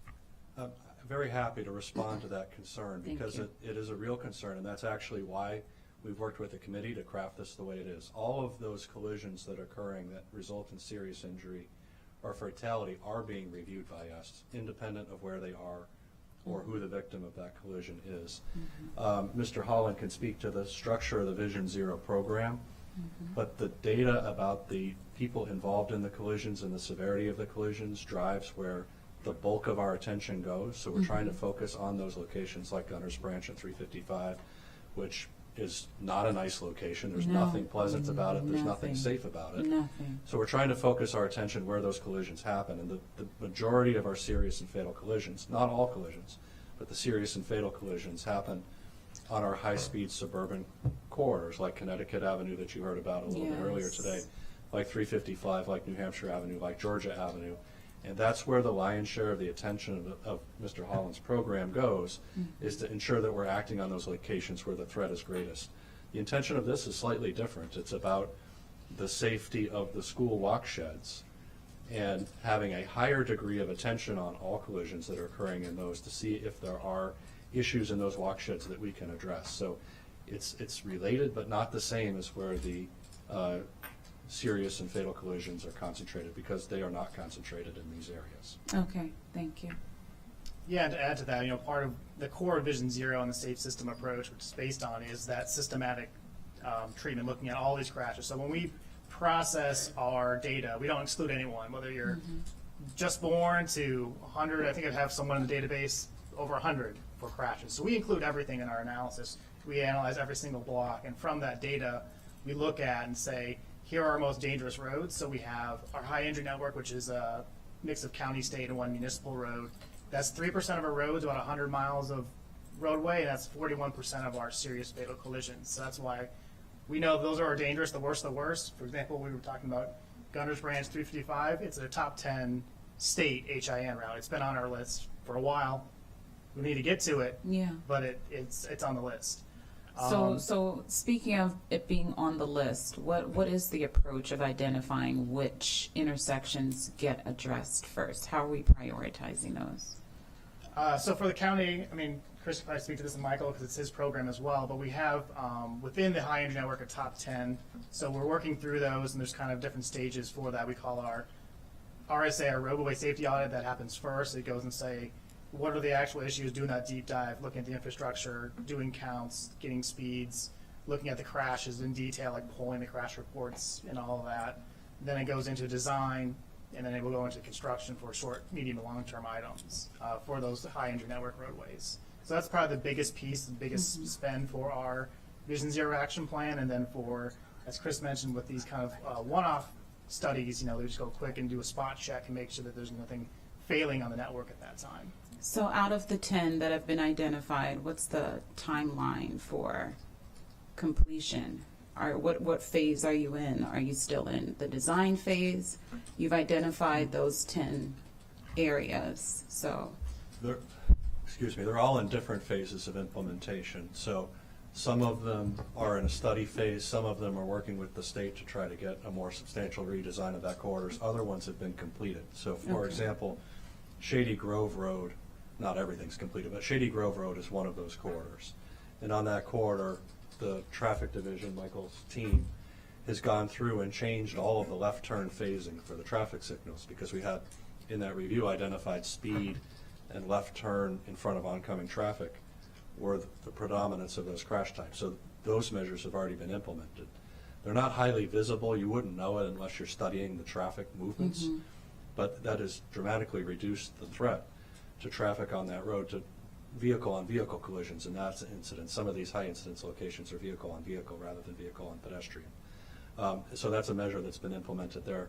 There have been a lot of crosswalk protection implementation done throughout the high injury network over the last few years. But again, they're not all in the same pace. They're not all advancing in the same lockstep in terms of the time. And the difference between state and county jurisdiction has an impact on how quickly those improvements get implemented.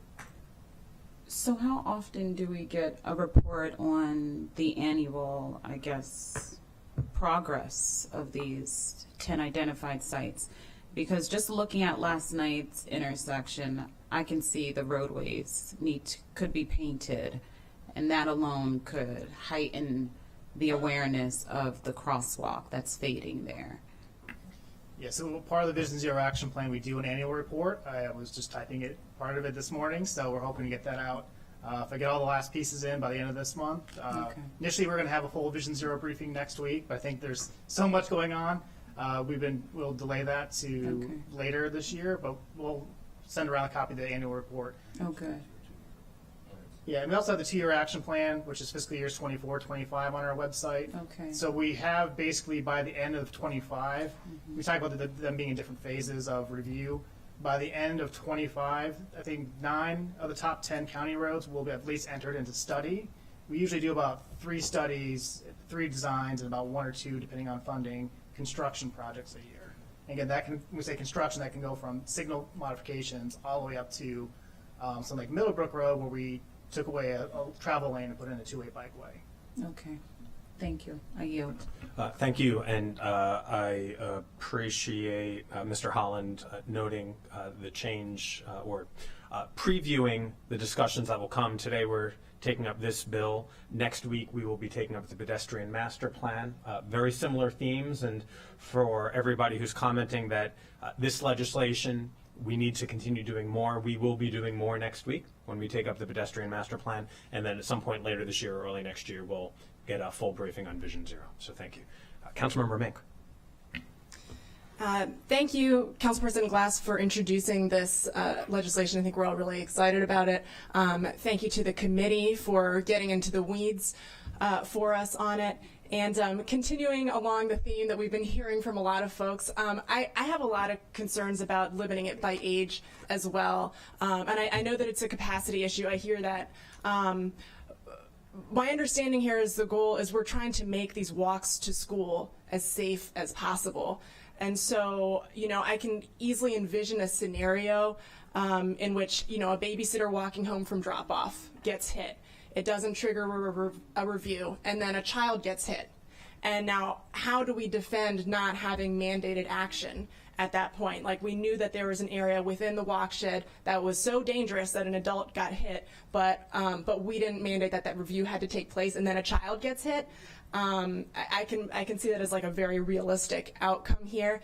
And noting also to your point, Director Conklin, that when there's serious incidents, that triggers a review anyway. So to me that says, well, if there's some capacity issue there, it shouldn't be that big of a capacity issue.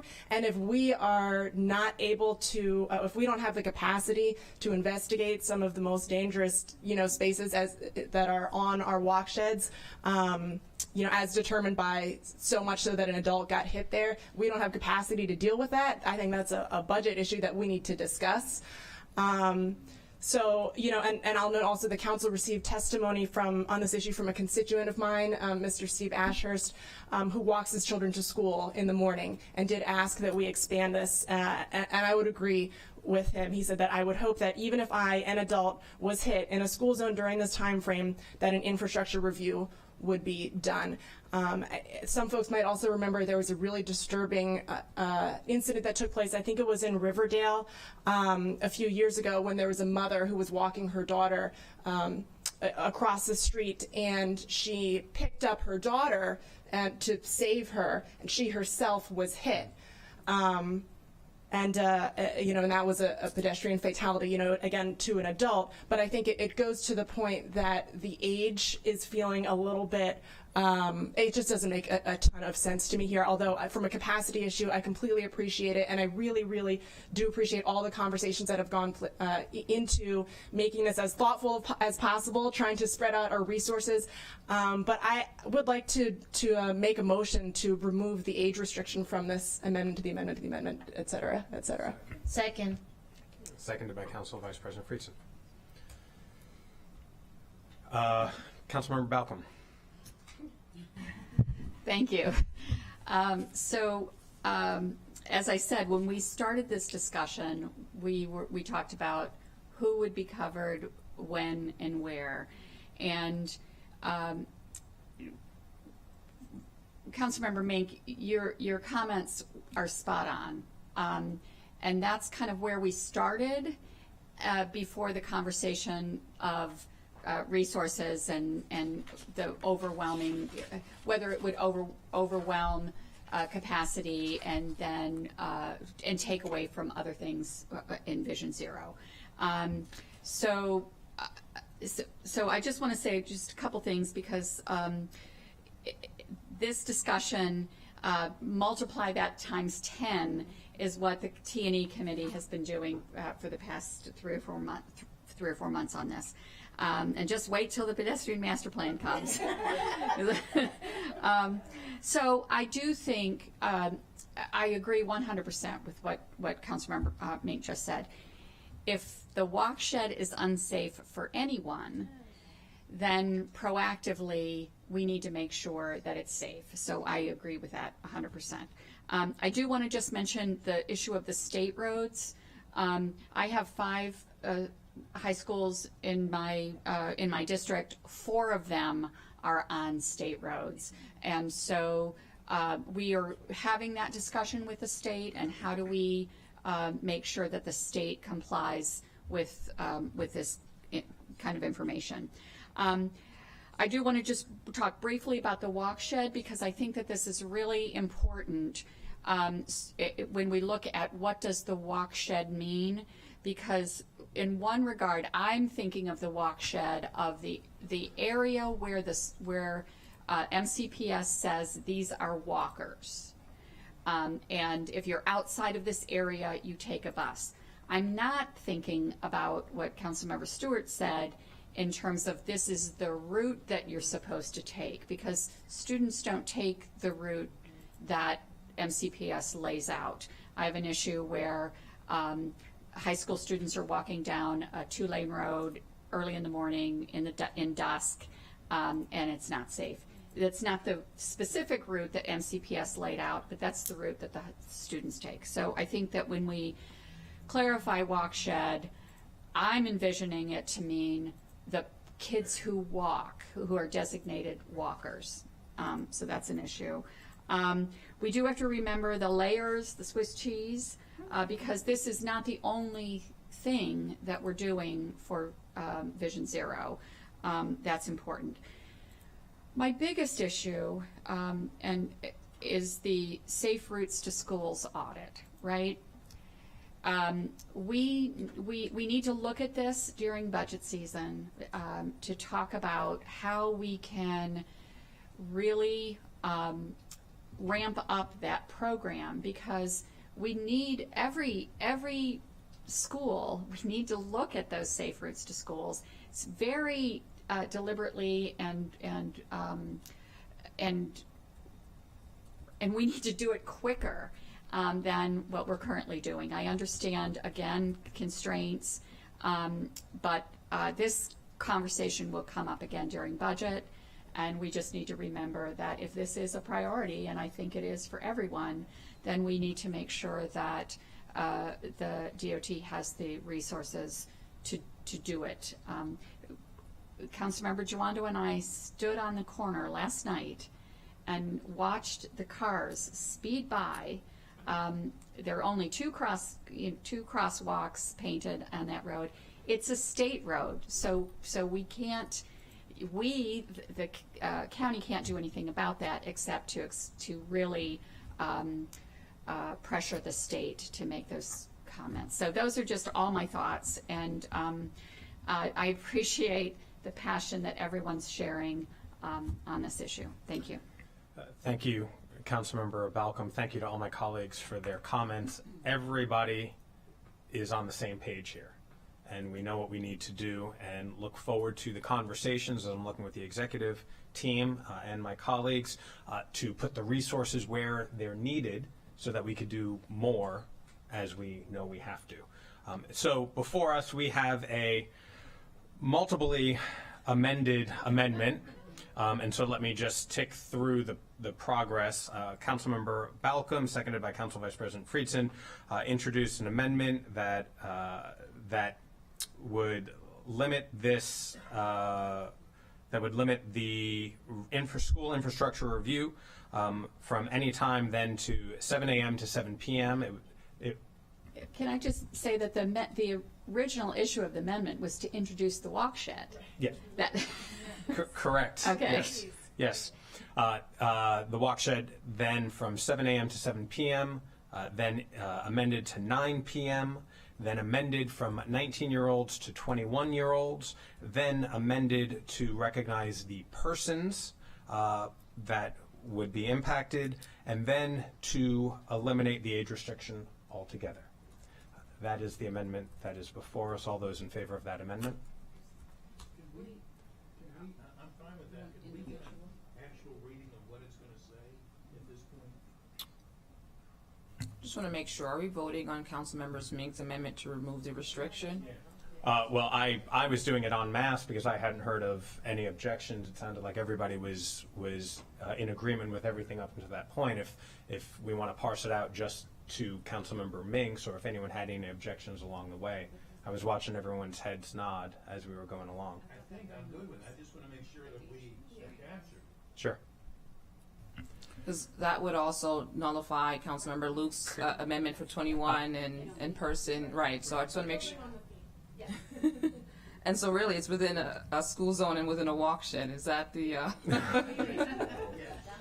Till 9 p.m. Till 9 p.m. Till on an school instruct. So I'll restate the. There you go. We expanded the people, but we limited the times. In reality. That's right. By including the walk shed. Very good. All those in favor of that amendment? That is unanimous. Okay. In the packet, you will see a proposed amendment by me. I'm not introducing that as I was supportive of Councilmember Balcom's amendment, which we have just adopted. And now I'll turn it over to Vice President Friedson. Thank you, Mr. President. First of all, thank you to colleagues. I think it's a really important conversation that we had. I started by saying I was uncomfortable with it. I'm glad that we found a better consensus, which I think was, restricting the times to instructional days, but not the people, to all the points that colleagues had said.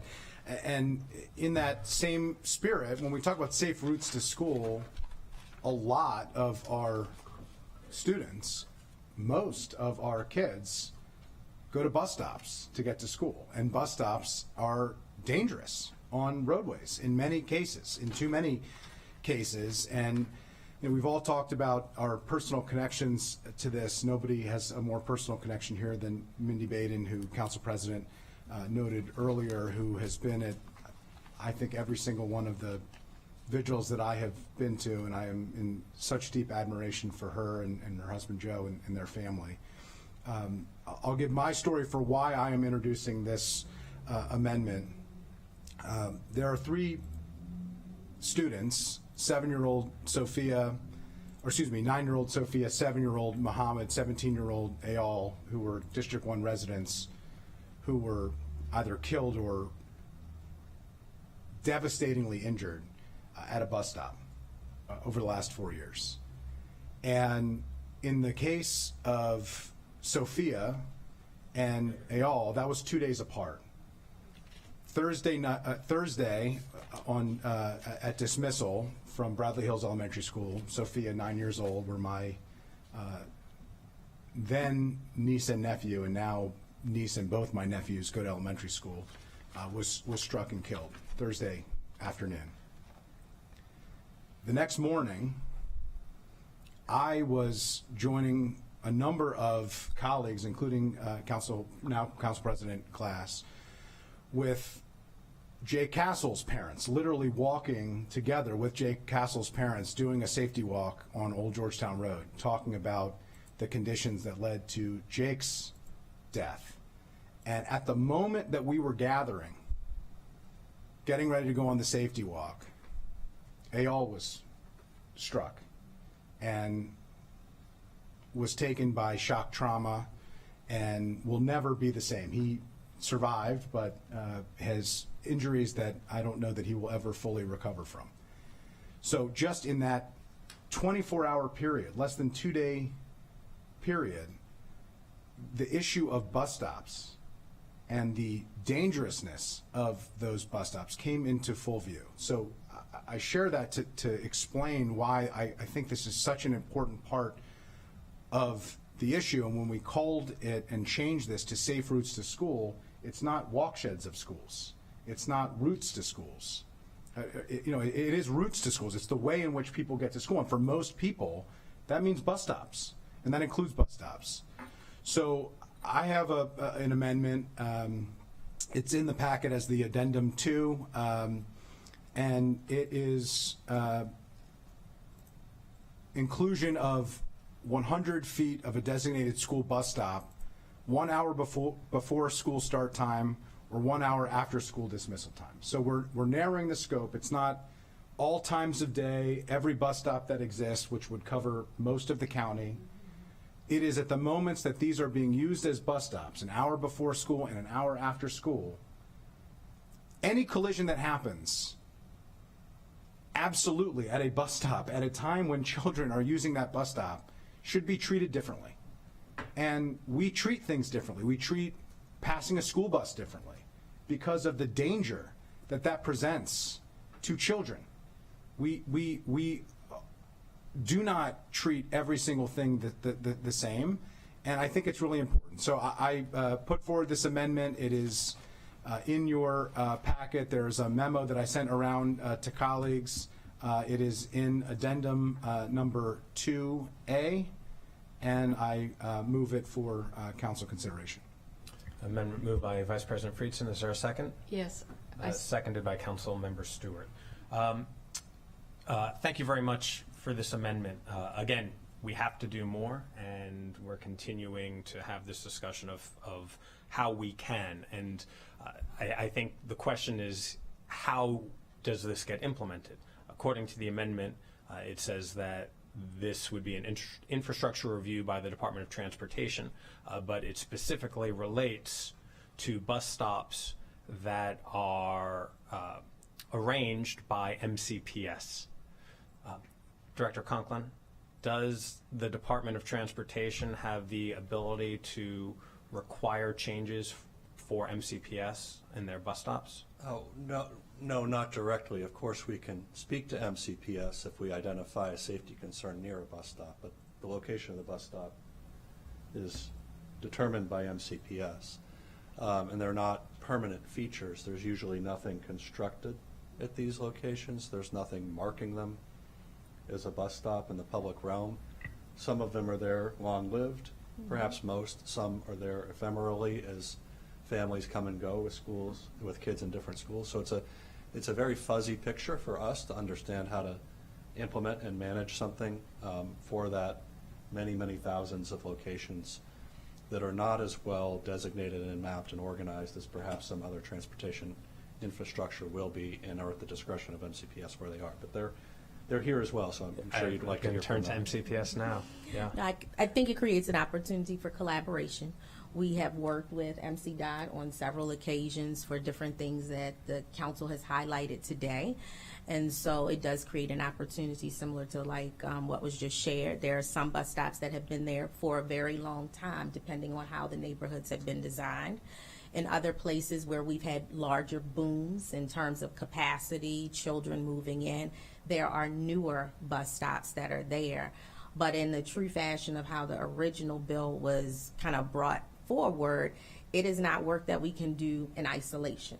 And so we have to walk hand in hand to be able to do it. And I think it's a great opportunity to do that, but also recognizing, again, when we are looking at children, the number of children that we move within our system with over 1,100 routes, moving 120,000 students and some of the students outside of the county, it does create an opportunity to know and understand new traffic patterns, as well as where there's an opportunity for collective and collaborative change. And I'll ask one more question before turning it over to colleagues. I get a lot of messages on my phone, and the one that makes my heart sink and my stomach churn is when I get an alert in the morning or in the afternoon that a child has been hit, walking to or from school or at a bus stop. When those incidents happen, what does MCPS do? How quickly do you reevaluate, to the heart of this amendment, how quickly do you make changes to make that safer? With each accident, child, whether it is a pedestrian that's involved, not a child, as well as with our bus drivers, we take it very seriously. We want to know and understand what happened. We have our staff who go to the scene, who work with county partners, whether it be EMTs, fire and rescue, to know and understand what occurred, as well as what do we need to do in the future in order to try to prevent it. But also, if it does occur at a bus stop, we are looking at the surroundings to understand what happened, and sometimes working with the team that is here as well, if it is larger, in terms of really looking at long sustainable change. Great. Thank you for that response. Councilmember Luedtke. Thank you, and thank you, Councilmember Friedson, for bringing the amendment. This is something near and dear to my heart as well. Just the start of the 2019-2020 school year, I personally witnessed 4 times cars passing the school bus while my kids were trying to board. 4 times.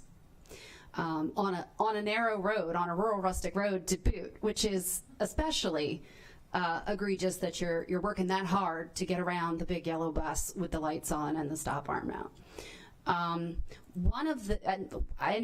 We now have speed bumps on that road, thanks to a lot of collective work between some of my neighbors and myself, working hard to get that taken care of. But one of the things that is distinct about how our bus routes are labeled here for MCPS is the way they are written. It says, you know, where the bus is going down, essentially. And I don't know if this is a feature that is more common in more rural areas, like where my house is, versus our more suburban, semi-urban areas. But the bus stops where the kids are. It's not that the kids are at a spot that's on the list to be picked up. So I'm trying to think about how you articulate what the bus stop is when the bus stops every time there's a kid waiting to get on. Well, it is true in my neighborhood, Orianne. In all fairness, that does happen in parts of the county. And so could you speak to how that would work operationally for you all if, you know, the routes are marked where the bus goes down and passes through versus where the kids are actually standing? Operationally, it is our preference that the bus stops where we articulate it stops. On a daily basis, we often learn about whether the traffic pattern has changed. Sometimes the ridership has changed. For example, the first week of school, many parents drop their children off, so we don't have a true understanding at that point of who's riding. Moving into the time we are now, we start to learn a little bit more. Unfortunately, there are times that you are speaking of where there are individual stops that really should not be taking place. And as we find out about those, we do go back and again try to course correct in terms of being able to articulate where the bus should stop, because then we turn into these individualized stops and almost, for lack of a better word, concierge service for transportation. And so our goal is not to create that, but also to be able to give the best service that we can. Again, there are a couple of things that are there. One, we have to look at the expectations, learning and understanding what's happening on the road to work with our drivers. The second piece is a component around education for families, as well as students in terms of what they should be doing, how they should be driving, and things of that nature, because we're all in this together. But those are pieces, again, when we find those out, we definitely go back and review to make the corrections. And so for those areas where there are no sidewalks, which is where I notice this happening most often because the parents are afraid for the kids to walk, you know, half a mile sometimes down the road to where the stop should be without a sidewalk present. You know, I think that's just something we need to be mindful about in terms of how we adapt, because not all of our roads are the same. And, you know, from year to year, you're right, we don't ever know how many kids there are going to be getting on and off in a particular neighborhood. It does shift and change, but that's something we should be aware of in terms of how we define a bus stop. Thank you. Councilmember Balcom. Thank you. I just wanted to we talked about this, of course, in the committee, and the question was who has the ultimate authority. I think that having the Department of Transportation do an initial review makes sense, but we have to have some commitment from MCPS that this is going to have some change. You know, we just recently talked about a bus stop in Germantown on 355, elementary school bus stop, not a half a block away from the intersection where the bicyclist was killed. And so I don't know what kind of commitment we can get from MCPS to make the changes that need to happen at these bus stops. We definitely are open and always have been for working together. I also want to elevate that possible expansion of bus stops may also come with possible expansion of resources. And so I think as we look at that, we have to look at the breadth of everything. There may be bus stops that may need to be discontinued, as we talked about earlier, to create additional locations. And so I'd like to be able to sit down and really take a look at the work that needs to be done take a look where we may have void, and where we may have a place where we could discontinue locations. So we do have the commitment to definitely working with the county's transportation department, looking at the safest possible locations, recognizing we have different parts of our county that may not have sidewalks, where we do need to look at something different. Germantown is a great example of what you're talking about in that Middlebrook community. And that was an area where there are some confines by State Highway Road, and then the size of the actual community. But we were able to really do some collaborative efforts together with that community, with the families, with transportation, to really look at how we create a safer space for students. And so that, again, we are committed to working, coming down to what the results come down to, and looking at what the actual implementation is the part that we definitely would have to be able to see to determine how and when we would move forward.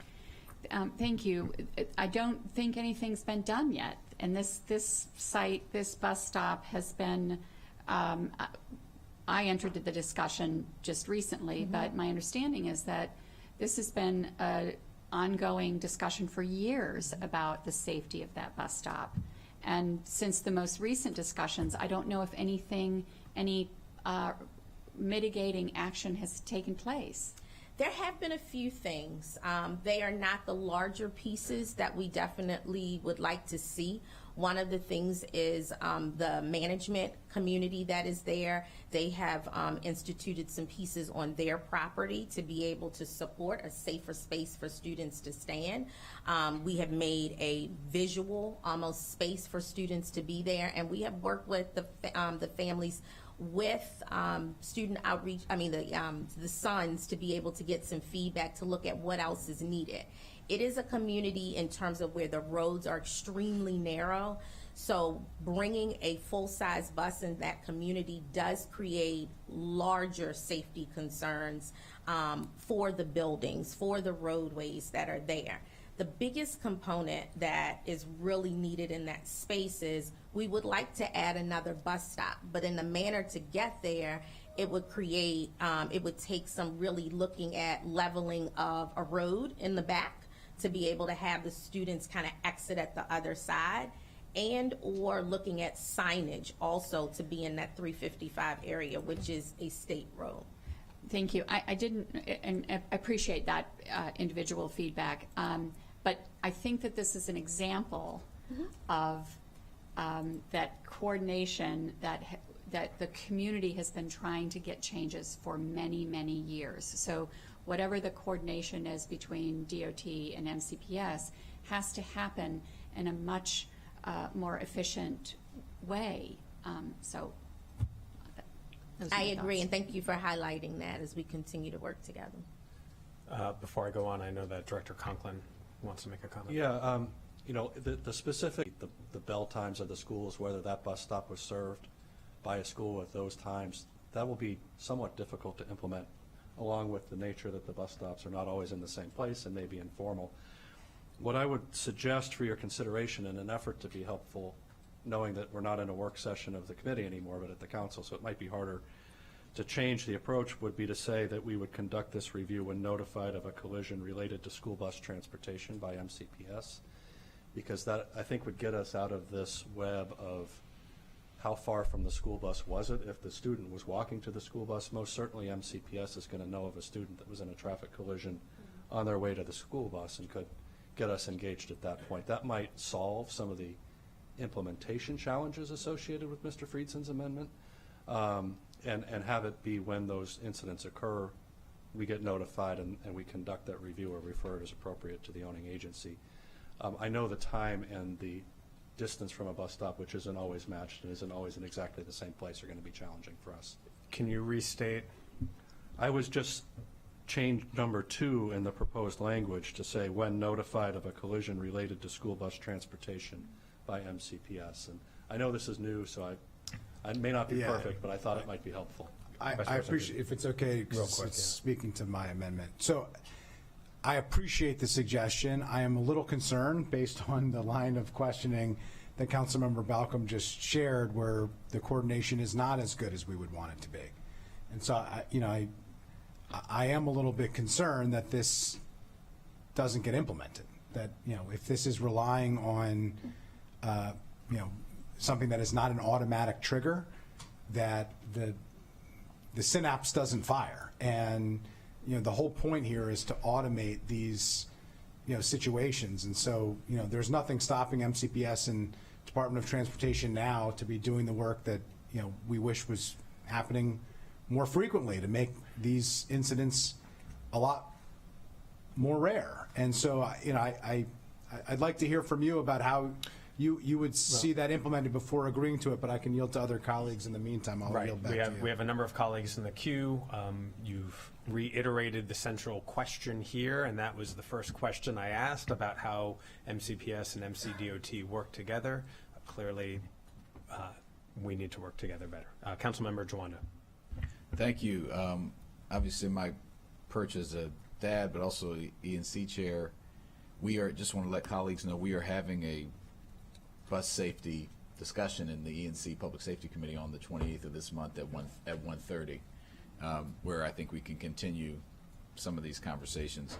To the point of collaboration, I cannot imagine, I cannot remember in my time on the council, but even before, a time when a student was injured in relation to getting on or off a bus where it was not notified through multiple channels, MCPD and others. So to the trigger point, I think that's why I think the spirit of what you just said, Director Conklin.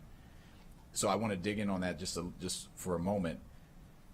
What is the current mechanism? A student is injured, God forbid. What happens at that?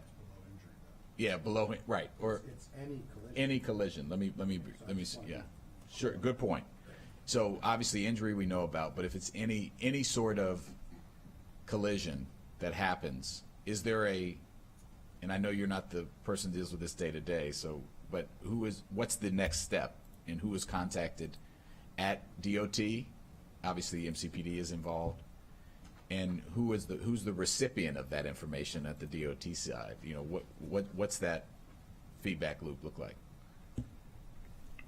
We do reach out, and I don't know specifically who. Okay. I can say that I can follow up, but we do work with our county police partners automatically around those because it is an accident. So we do file that, and then we do work with crash. I'm sorry, a crash. Just the language of it. I apologize. That's okay. A crash. Yeah. And then we do work with our Department of Transportation. I don't want to make it seem as though we do not have connections in terms of our work together. In terms of your point, Councilmember Friedman, I think at Friedson, I may have misinterpreted what you said around the bus stops and the collision. So just want to make sure I'm clear about that. But there is a working relationship, and we do reach out in terms of making sure they are aware we are working together if there's anything that needs to be changed as a result. Director Conklin, who is the point of contact that's the recipient of that? Is that Mr. Paler is the recipient. When generally those notices are about injury-related collisions, not every collision. So not every collision is notified to DOT right now, right? So I think that's the goal here. So I think if that, obviously we don't tell MCPS what to do directly, but I think in this instance we'd like to, on this point, that we would like there to be a notification that automatically, I think interpreting the sponsor's amendment, which I agree with, that there be, anytime there's a collision, that there be notification made, and then this review can commence. And I think that's in line with what you said. It is, and again, I'm not trying to increase the scope of these reviews generally, because they're going to take resources away from our other work. But if the council's going to entertain this measure, I think it would be best to have it around a framework that we think is more reliable for getting the crash report, and knowing that it meets these criteria than the criteria that are outlined currently in the amendment. So I'll defer back. I was going to bring up another issue of why I think this amendment works. The timing. My kids don't get home sometimes 2 hours after. So I just think it's another web, I think you put it, of things that vary and could make implementation difficult, which I think the trigger of a collision happening and the commitment from MCPS to have that person identified on your end, or persons that would connect with Mr. Paler and his team so that the review can commence. That's what I would be looking for. And that's not a problem. We'll implement that process, and you stated on the 28th. Happy to discuss it more at that time. Council President Glass, I want to be able Go to ahead. add some context. We have a lot of things, moving parts, and so I just want to back up from the committee work session. The original language introduced in the bill was to coordinate with Montgomery County Montgomery County Public Schools to conduct these review. Through discussion through the committee, we realized that language wasn't strong enough, and that really it should be upon notification from law enforcement. And so that was removed from context. That was stricken from the language that was originally introduced. And as we know, MCPS is different, right? They're governed by state laws, and they also have different policies and regulations. In their policy, there is a reporting requirement if there is a critical injury. And critical injury, I'm reading from Montgomery County Public Schools, their operating policy. Critical injury is an injury which may result in death, loss of limb, or permanent impairment. Right. And so And that we're would, seeking to expand that scope outside of critical injury. and so what I would say is that this is the regulation that's provided under MCPS. Whether the council has the authority to expand that, Well, I don't think we are. We're just saying we want DOT, if there is as I understand the amendment, if there is a collision, that there would be a review, and then asking for MCPS as our colleagues to agree or update their regulations to make sure that there is that handoff, realizing that DOT has the resources and expertise to conduct that review. so concerning within a bus stop, if I understand, the recommendation here is that MCPS would notify DOT of a collision that includes a critical injury or Any collision. any collision. I think it was any collision. Again, that would be I'll let the sponsor speak for Yep. himself, but Yep. as I heard Director Conklin, and as the workability of this, any collision that occurs related to a school bus, no matter where it happens, and I was just talking to a colleague, like the school activity buses should also be included, that if you're after school, and I just want to make sure MCPS is hearing this, if you're after school, there's buses provided there too, so that counts too. So any school bus related incident should be reported and in the review should be done. That's what I would think. Is that doable from MCPS's point of view? You're asking us to report, and then for MCDOT To work conduct. with you. To work with us. Because we can't tell you to do it. We're asking them to do it, and we just I think my understanding is that they have a complementary set of expertise to help do that review. How is it done currently, or is your position that DOT at MCPS has the ability to do that now? I'm hearing two things. I'm hearing the pairing of resources and expertise together, from the standpoint of one, what we look at in terms of after there is a crash or any, as you're stating now, any type of incident, and then pairing with MCDOT to be able to help us as well. Making them aware of that, and then building a process where we look at what happens afterwards. Yeah, ideally. I mean, obviously, you can do whatever you want as you do under the process, but what we're saying here is that we would want DOT to be notified so they can conduct, from their point of view, a analysis as well. And yes, as I shared earlier, If it's combined, even better. Mhm. Yeah. Oh yeah, two is better than one always. So as I shared earlier, we don't foresee a problem with that notification, and we can work out what that looks like. Well, I'll just speak for myself. That sounds workable to me and gets us out of the web if we have that commitment. Thank you, Mr. President. A lot of colleagues want to speak. I very much appreciate that conversation, but it is extremely important to note that an analysis by MCDOT is only as good as MCPS implementing it. That is the crux of this conversation. And I could have a much longer conversation about the need to coordinate with MCPS a lot more on a lot of other things, but clearly everyone is hearing that we need this coordination, especially with regard to child safety. Council Member Fanny Gonzalez. When I saw the letter from Council Vice President Friedson, it brought me back to back in 2018 when there was a crash at the bus stop on Georgia Avenue, and I was a planning board member working on the Aspen Hill Vision Zero plan, and I had these two planning board staffers, or planning department staffers, in the back with me, and I asked MCPS, the former transportation director, Mr. Watkins, who I think is in prison right now, and he came with me to see the bus stop, and I told him, with moms and dads of all these kids who got injured, 4 kids got injured just waiting for the bus on Georgia Avenue. And he told me in my face, we have no problem of having a bus stop on Georgia Avenue. And then I pushed back and I said, you see how fast cars are driving on this state road? You should move it. Everybody, all the families are asking you, move it away, find another spot. And then he said, well, the buses are too big. And then I said, well, get a smaller bus. Now the electric bus that we have nowadays, they're smaller than the previous ones, a little bit. I mean, I have children in the school system, and I see somebody saying no. I know, because I have seen them. And the point is, this is back in 2018. Nothing happened. So my comment when I said that I have no faith in NCPS dealing with transportation is based on that experience. You all should only be focused on the academics. That's it, and let DOT deal with transportation. I know that we're not discussing that today, but you need to understand where I'm coming from. This kid almost died waiting for the school bus at the same spot where they were supposed to wait. What have you done? Nothing. So I have no faith on you when it comes to DOT with transportation issues.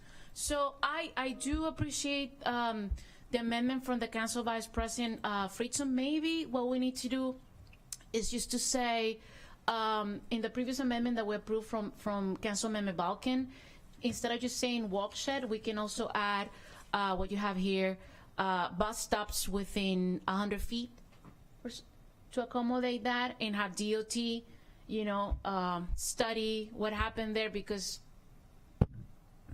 that's just how I feel. So that I yield back to you. I'll put it all out there. Thank you. So just so everyone's aware, the suggestion made by Director Conklin has not formally been moved, and so we're still generating thoughts before we figure out how to proceed. Councilmember Sales. Thank you. Just so that we are all on the same page, I agree with the amendment that Councilmember Fritzen has proposed. I look forward to seeing the discussions that come forth from MCPS and DOT, and I'm glad that the chairs are being proactive in having this discussion. Our job is to, oversee and help facilitate better decisions and ensure that infrastructure is going in the places that it needs to be. I don't want to use this as an opportunity to cast blame, but to discuss how we move forward. And I think that's what the council president is trying to do with this legislation. And I'm glad that we have so many thoughtful amendments that have been discussed during this deliberation. And so I just look forward to more discussions about how we can better work with MCPS and DOT. And, as we stated, there are many issues that we can talk about, better collaborations across. It's half of our budget, and so any opportunity we get to work with MCPS across all the departments, we can always explore better ways. We have lots of opportunities for joint committee discussions, and so this is just another layer of ensuring that no gaps will exist in ensuring the safety of all of our residents as they're taking kids to school, bringing kids from school, as caretakers are assisting with these efforts. And so Thank you very much. Councilmember Stewart. Thank you. Just trying to think through Director Conklin's suggestion. I have a question for MCPS. and again, my apologies for not having this in front of me, but I do remember when I was mayor, I would get I believe it was an incident report of every bus stop MCPS had of how many incidences there were for, I forget how, I think it was every few months. And again, I apologize, I don't have it in front of me, but I guess my question is, because I'm trying to think of how do we know something's working? And if there is an incident report that looks at all crashes, not this serious bodily harm as Ms. McCartney Green talked about, but if that's something already MCPS is generating, is that something then we could put in as a companion to the DOT report that we're going to get each year to then be a check on whether or not the relationship is happening, if we went in the direction Director Conklin was suggesting, and if we see it's not happening, that the information is being passed on, then we need to come back and revisit this.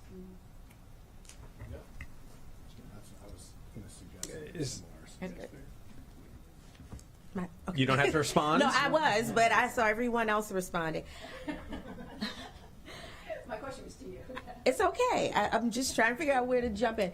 I don't think that's a problem. I want to expand on that because the report won't be necessarily proof that the relationship is happening. I think what the report will show is,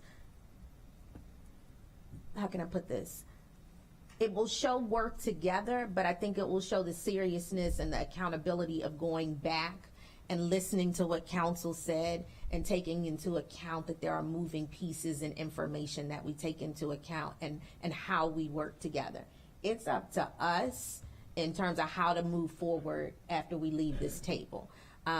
Because a report can show some data. I think you hear it in terms of what we say, what we put together, and the legitimacy of our actions in between council meetings, in between the different committee meetings. So including it, I think is a good data source for you to have. Y'all have to work together. Our kids need you to work together. And all 11 of us are demanding that. Council Vice President Friedson. Thank you to Councilmember Stewart. I was thinking in a similar vein. So I have two caveats, and then I will accept as a friendly amendment suggestion from a non-council member if there's agreement of actual council members.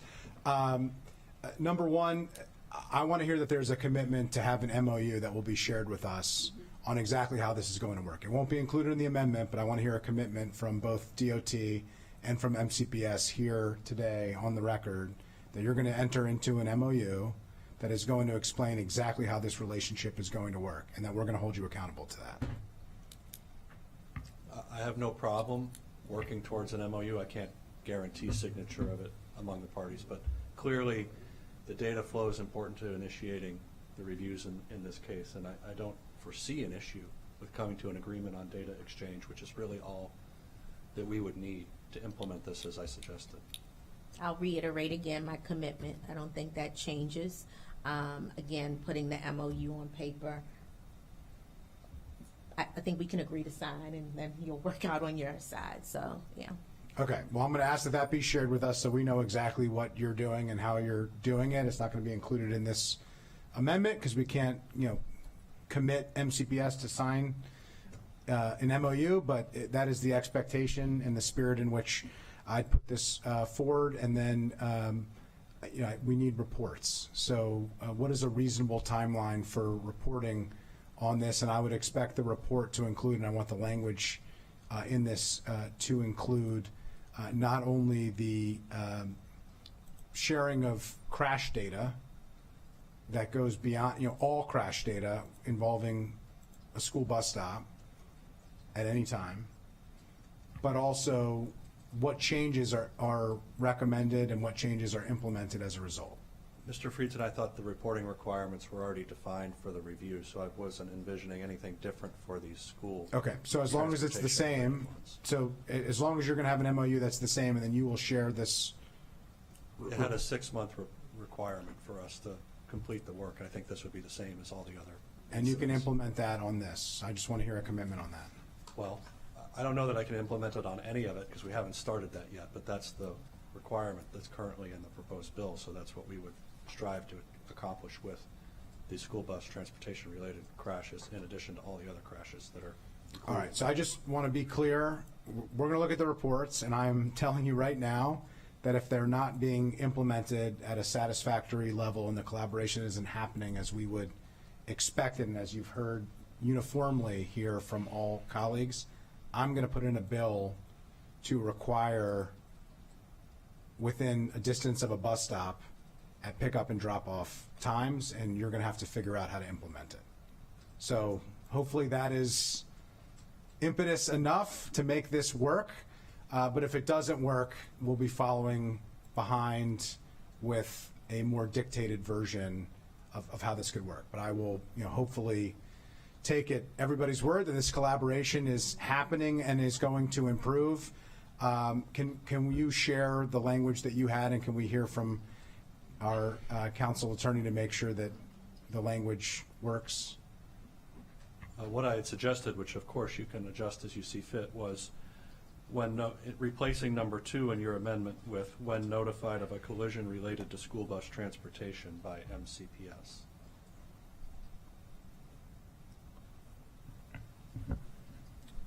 Yeah, and I want to be consistent with, we adopted Councilmember Balcom's amendment, and so that's going to be the new 2, the walk shed, and so Councilmember Friedsten's amendment will be the new 3, and so that will include notification by MCPS of a collision within 100 feet of a bus stop.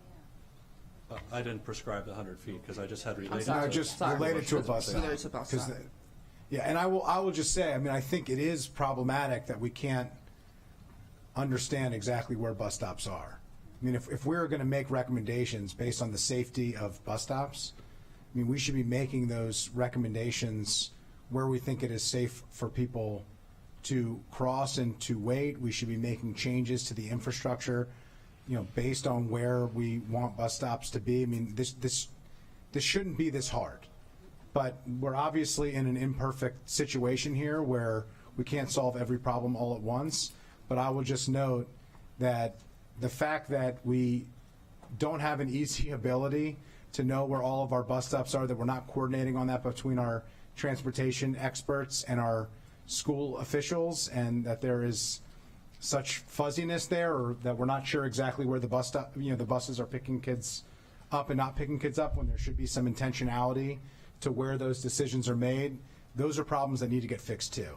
And so I just want to note that as well. But I'll move the amendment as. I just want to quantify. Are we putting a time frame, an hour before and an hour? No, Okay. because we're allowing MCPS to determine what relates to a school bus stop. Okay. You're amending your amendment? Yeah, amending my amendment. I think it will need a second from Councilmember. Well, I was going to say it was original amendment was seconded by Councilmember Stewart. Do you support? Very good. Okay. Councilmember Balcom.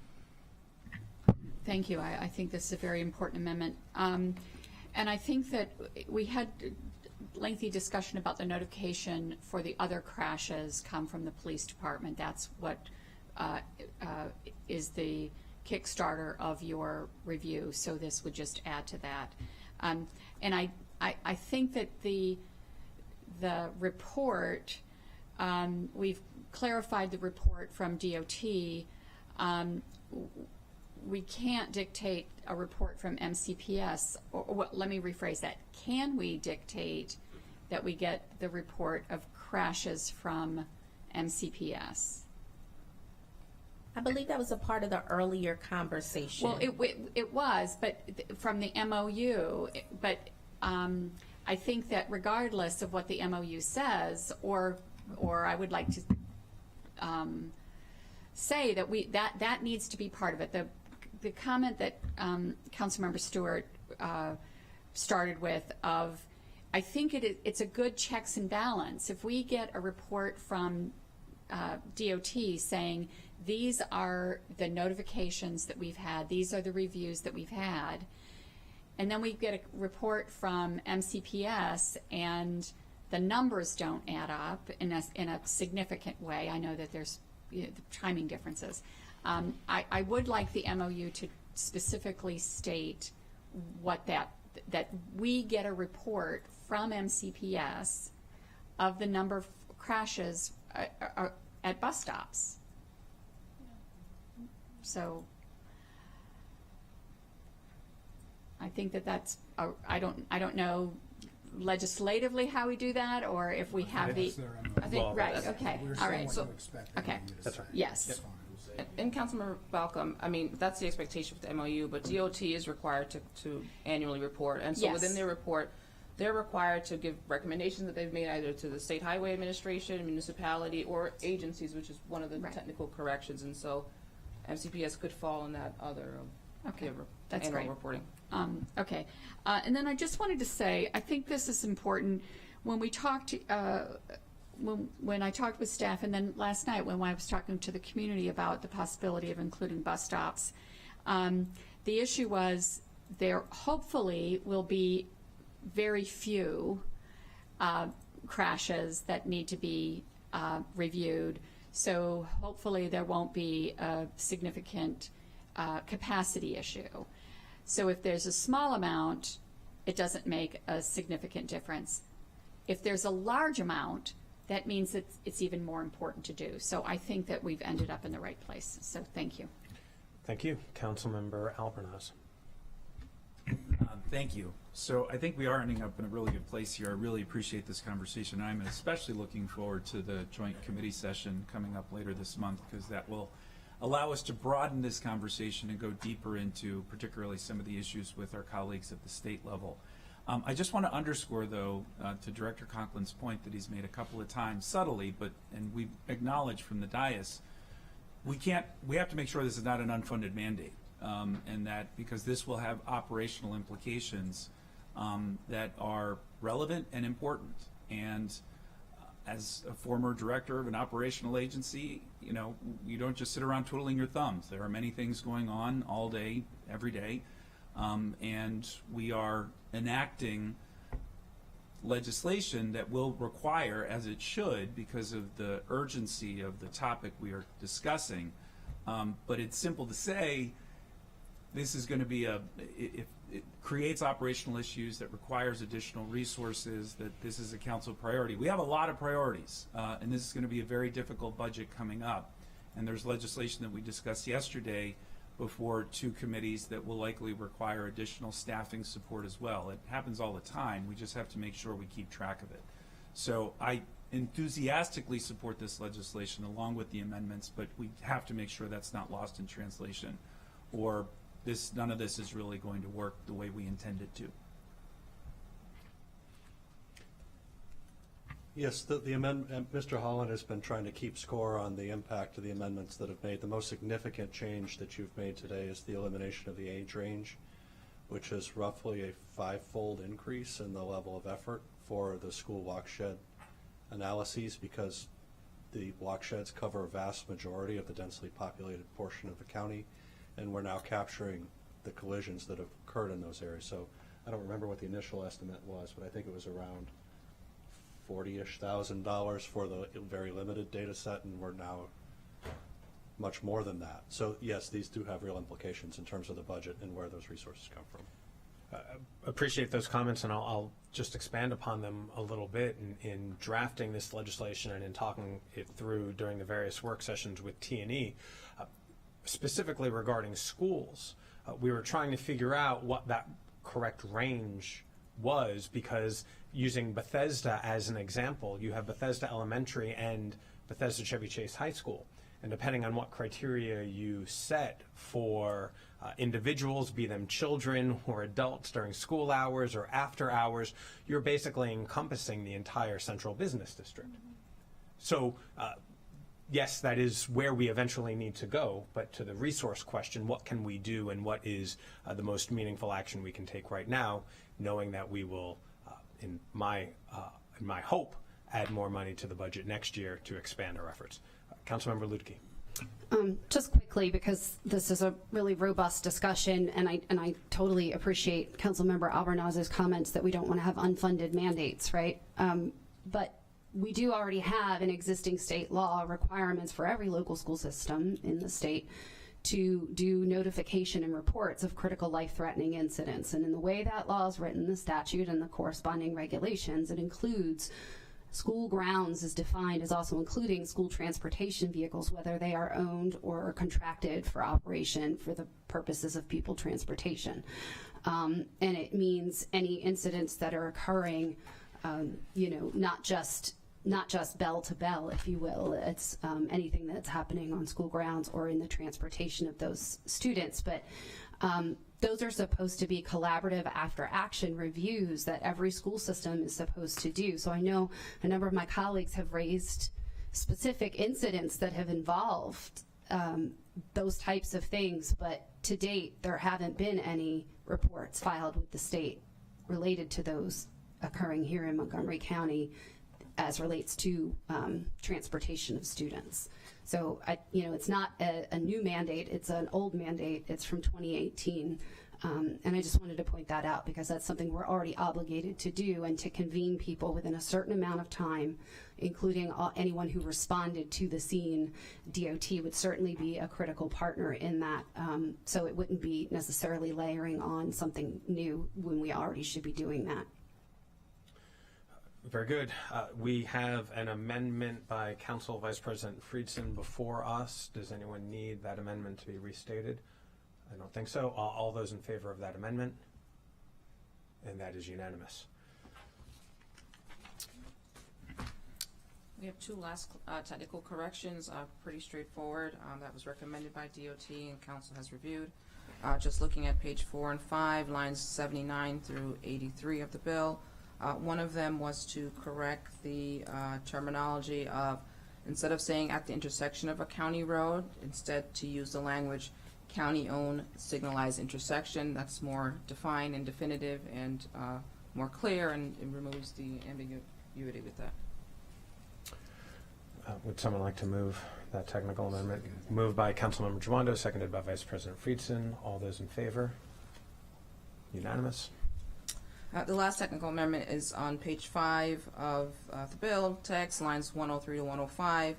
This is in coordination with the conversation that we have today, that the number of referrals made by the department to municipality, the State Highway Administration, and now will be including Montgomery County Public Schools or any other agency that is requesting an infrastructure safety review. Anyone like to move that? Moved by Councilmember Luedtke, seconded by Vice President Friedson. All those in favor? And that's unanimous. That completes the amendments for this bill.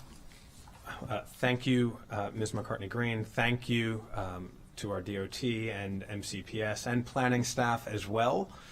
So this conversation mirrored the conversation at T&E committee. There was a lot, and we had to continue resetting expectations, recognizing that there's always more work to do, and a lot of that work, as has been noted, will be dependent on the budget and other resources that are available. But it's also important to note that next week we are going to be revisiting many of these same themes when we take up the pedestrian master plan with many of the same individuals sitting before us. So this work continues, the conversation continues. And Madam Clerk, I need a motion to move this amended bill. So moved. Second. Moved by Councilmember Sales, seconded by Vice President Friedson. Madam Clerk, please call the roll. Councilmember Luedtke? Yes. Councilmember Luedtke votes yes. Councilmember Mink? Yes. Councilmember Mink votes yes. Councilmember Sales? Yes. Councilmember Sales votes yes. Councilmember Albornoz? Yes. Councilmember Albornoz votes yes. Councilmember Joando? Yes. Councilmember Joando votes yes. Councilmember Katz? Yes. Councilmember Katz votes yes. Councilmember Stewart? Yes. Councilmember Stewart votes yes. Councilmember Fountain Gonzalez? Yes. Councilmember Fountain Gonzalez votes yes. Councilmember Balcom? Yes. Councilmember Balcom votes yes. Councilmember Friedson? Yes. Councilmember Friedson votes yes. And Councilmember Glass? Yes. Councilmember Glass votes yes. And that is unanimous. Thank you all, colleagues. Thank you to everybody. And again, thank you to the advocates who continue pushing us in the right direction. Last item on this morning's agenda is the consent calendar. Can I have a motion to approve the consent calendar? Moved by Councilmember Luedtke, seconded by Vice President Friedson. All those in favor? That is unanimous, and we will return at 1:15. Did you want to speak? No, okay. I was just late. Sorry. We'll return at 1:15 for presentations, and we're in recess.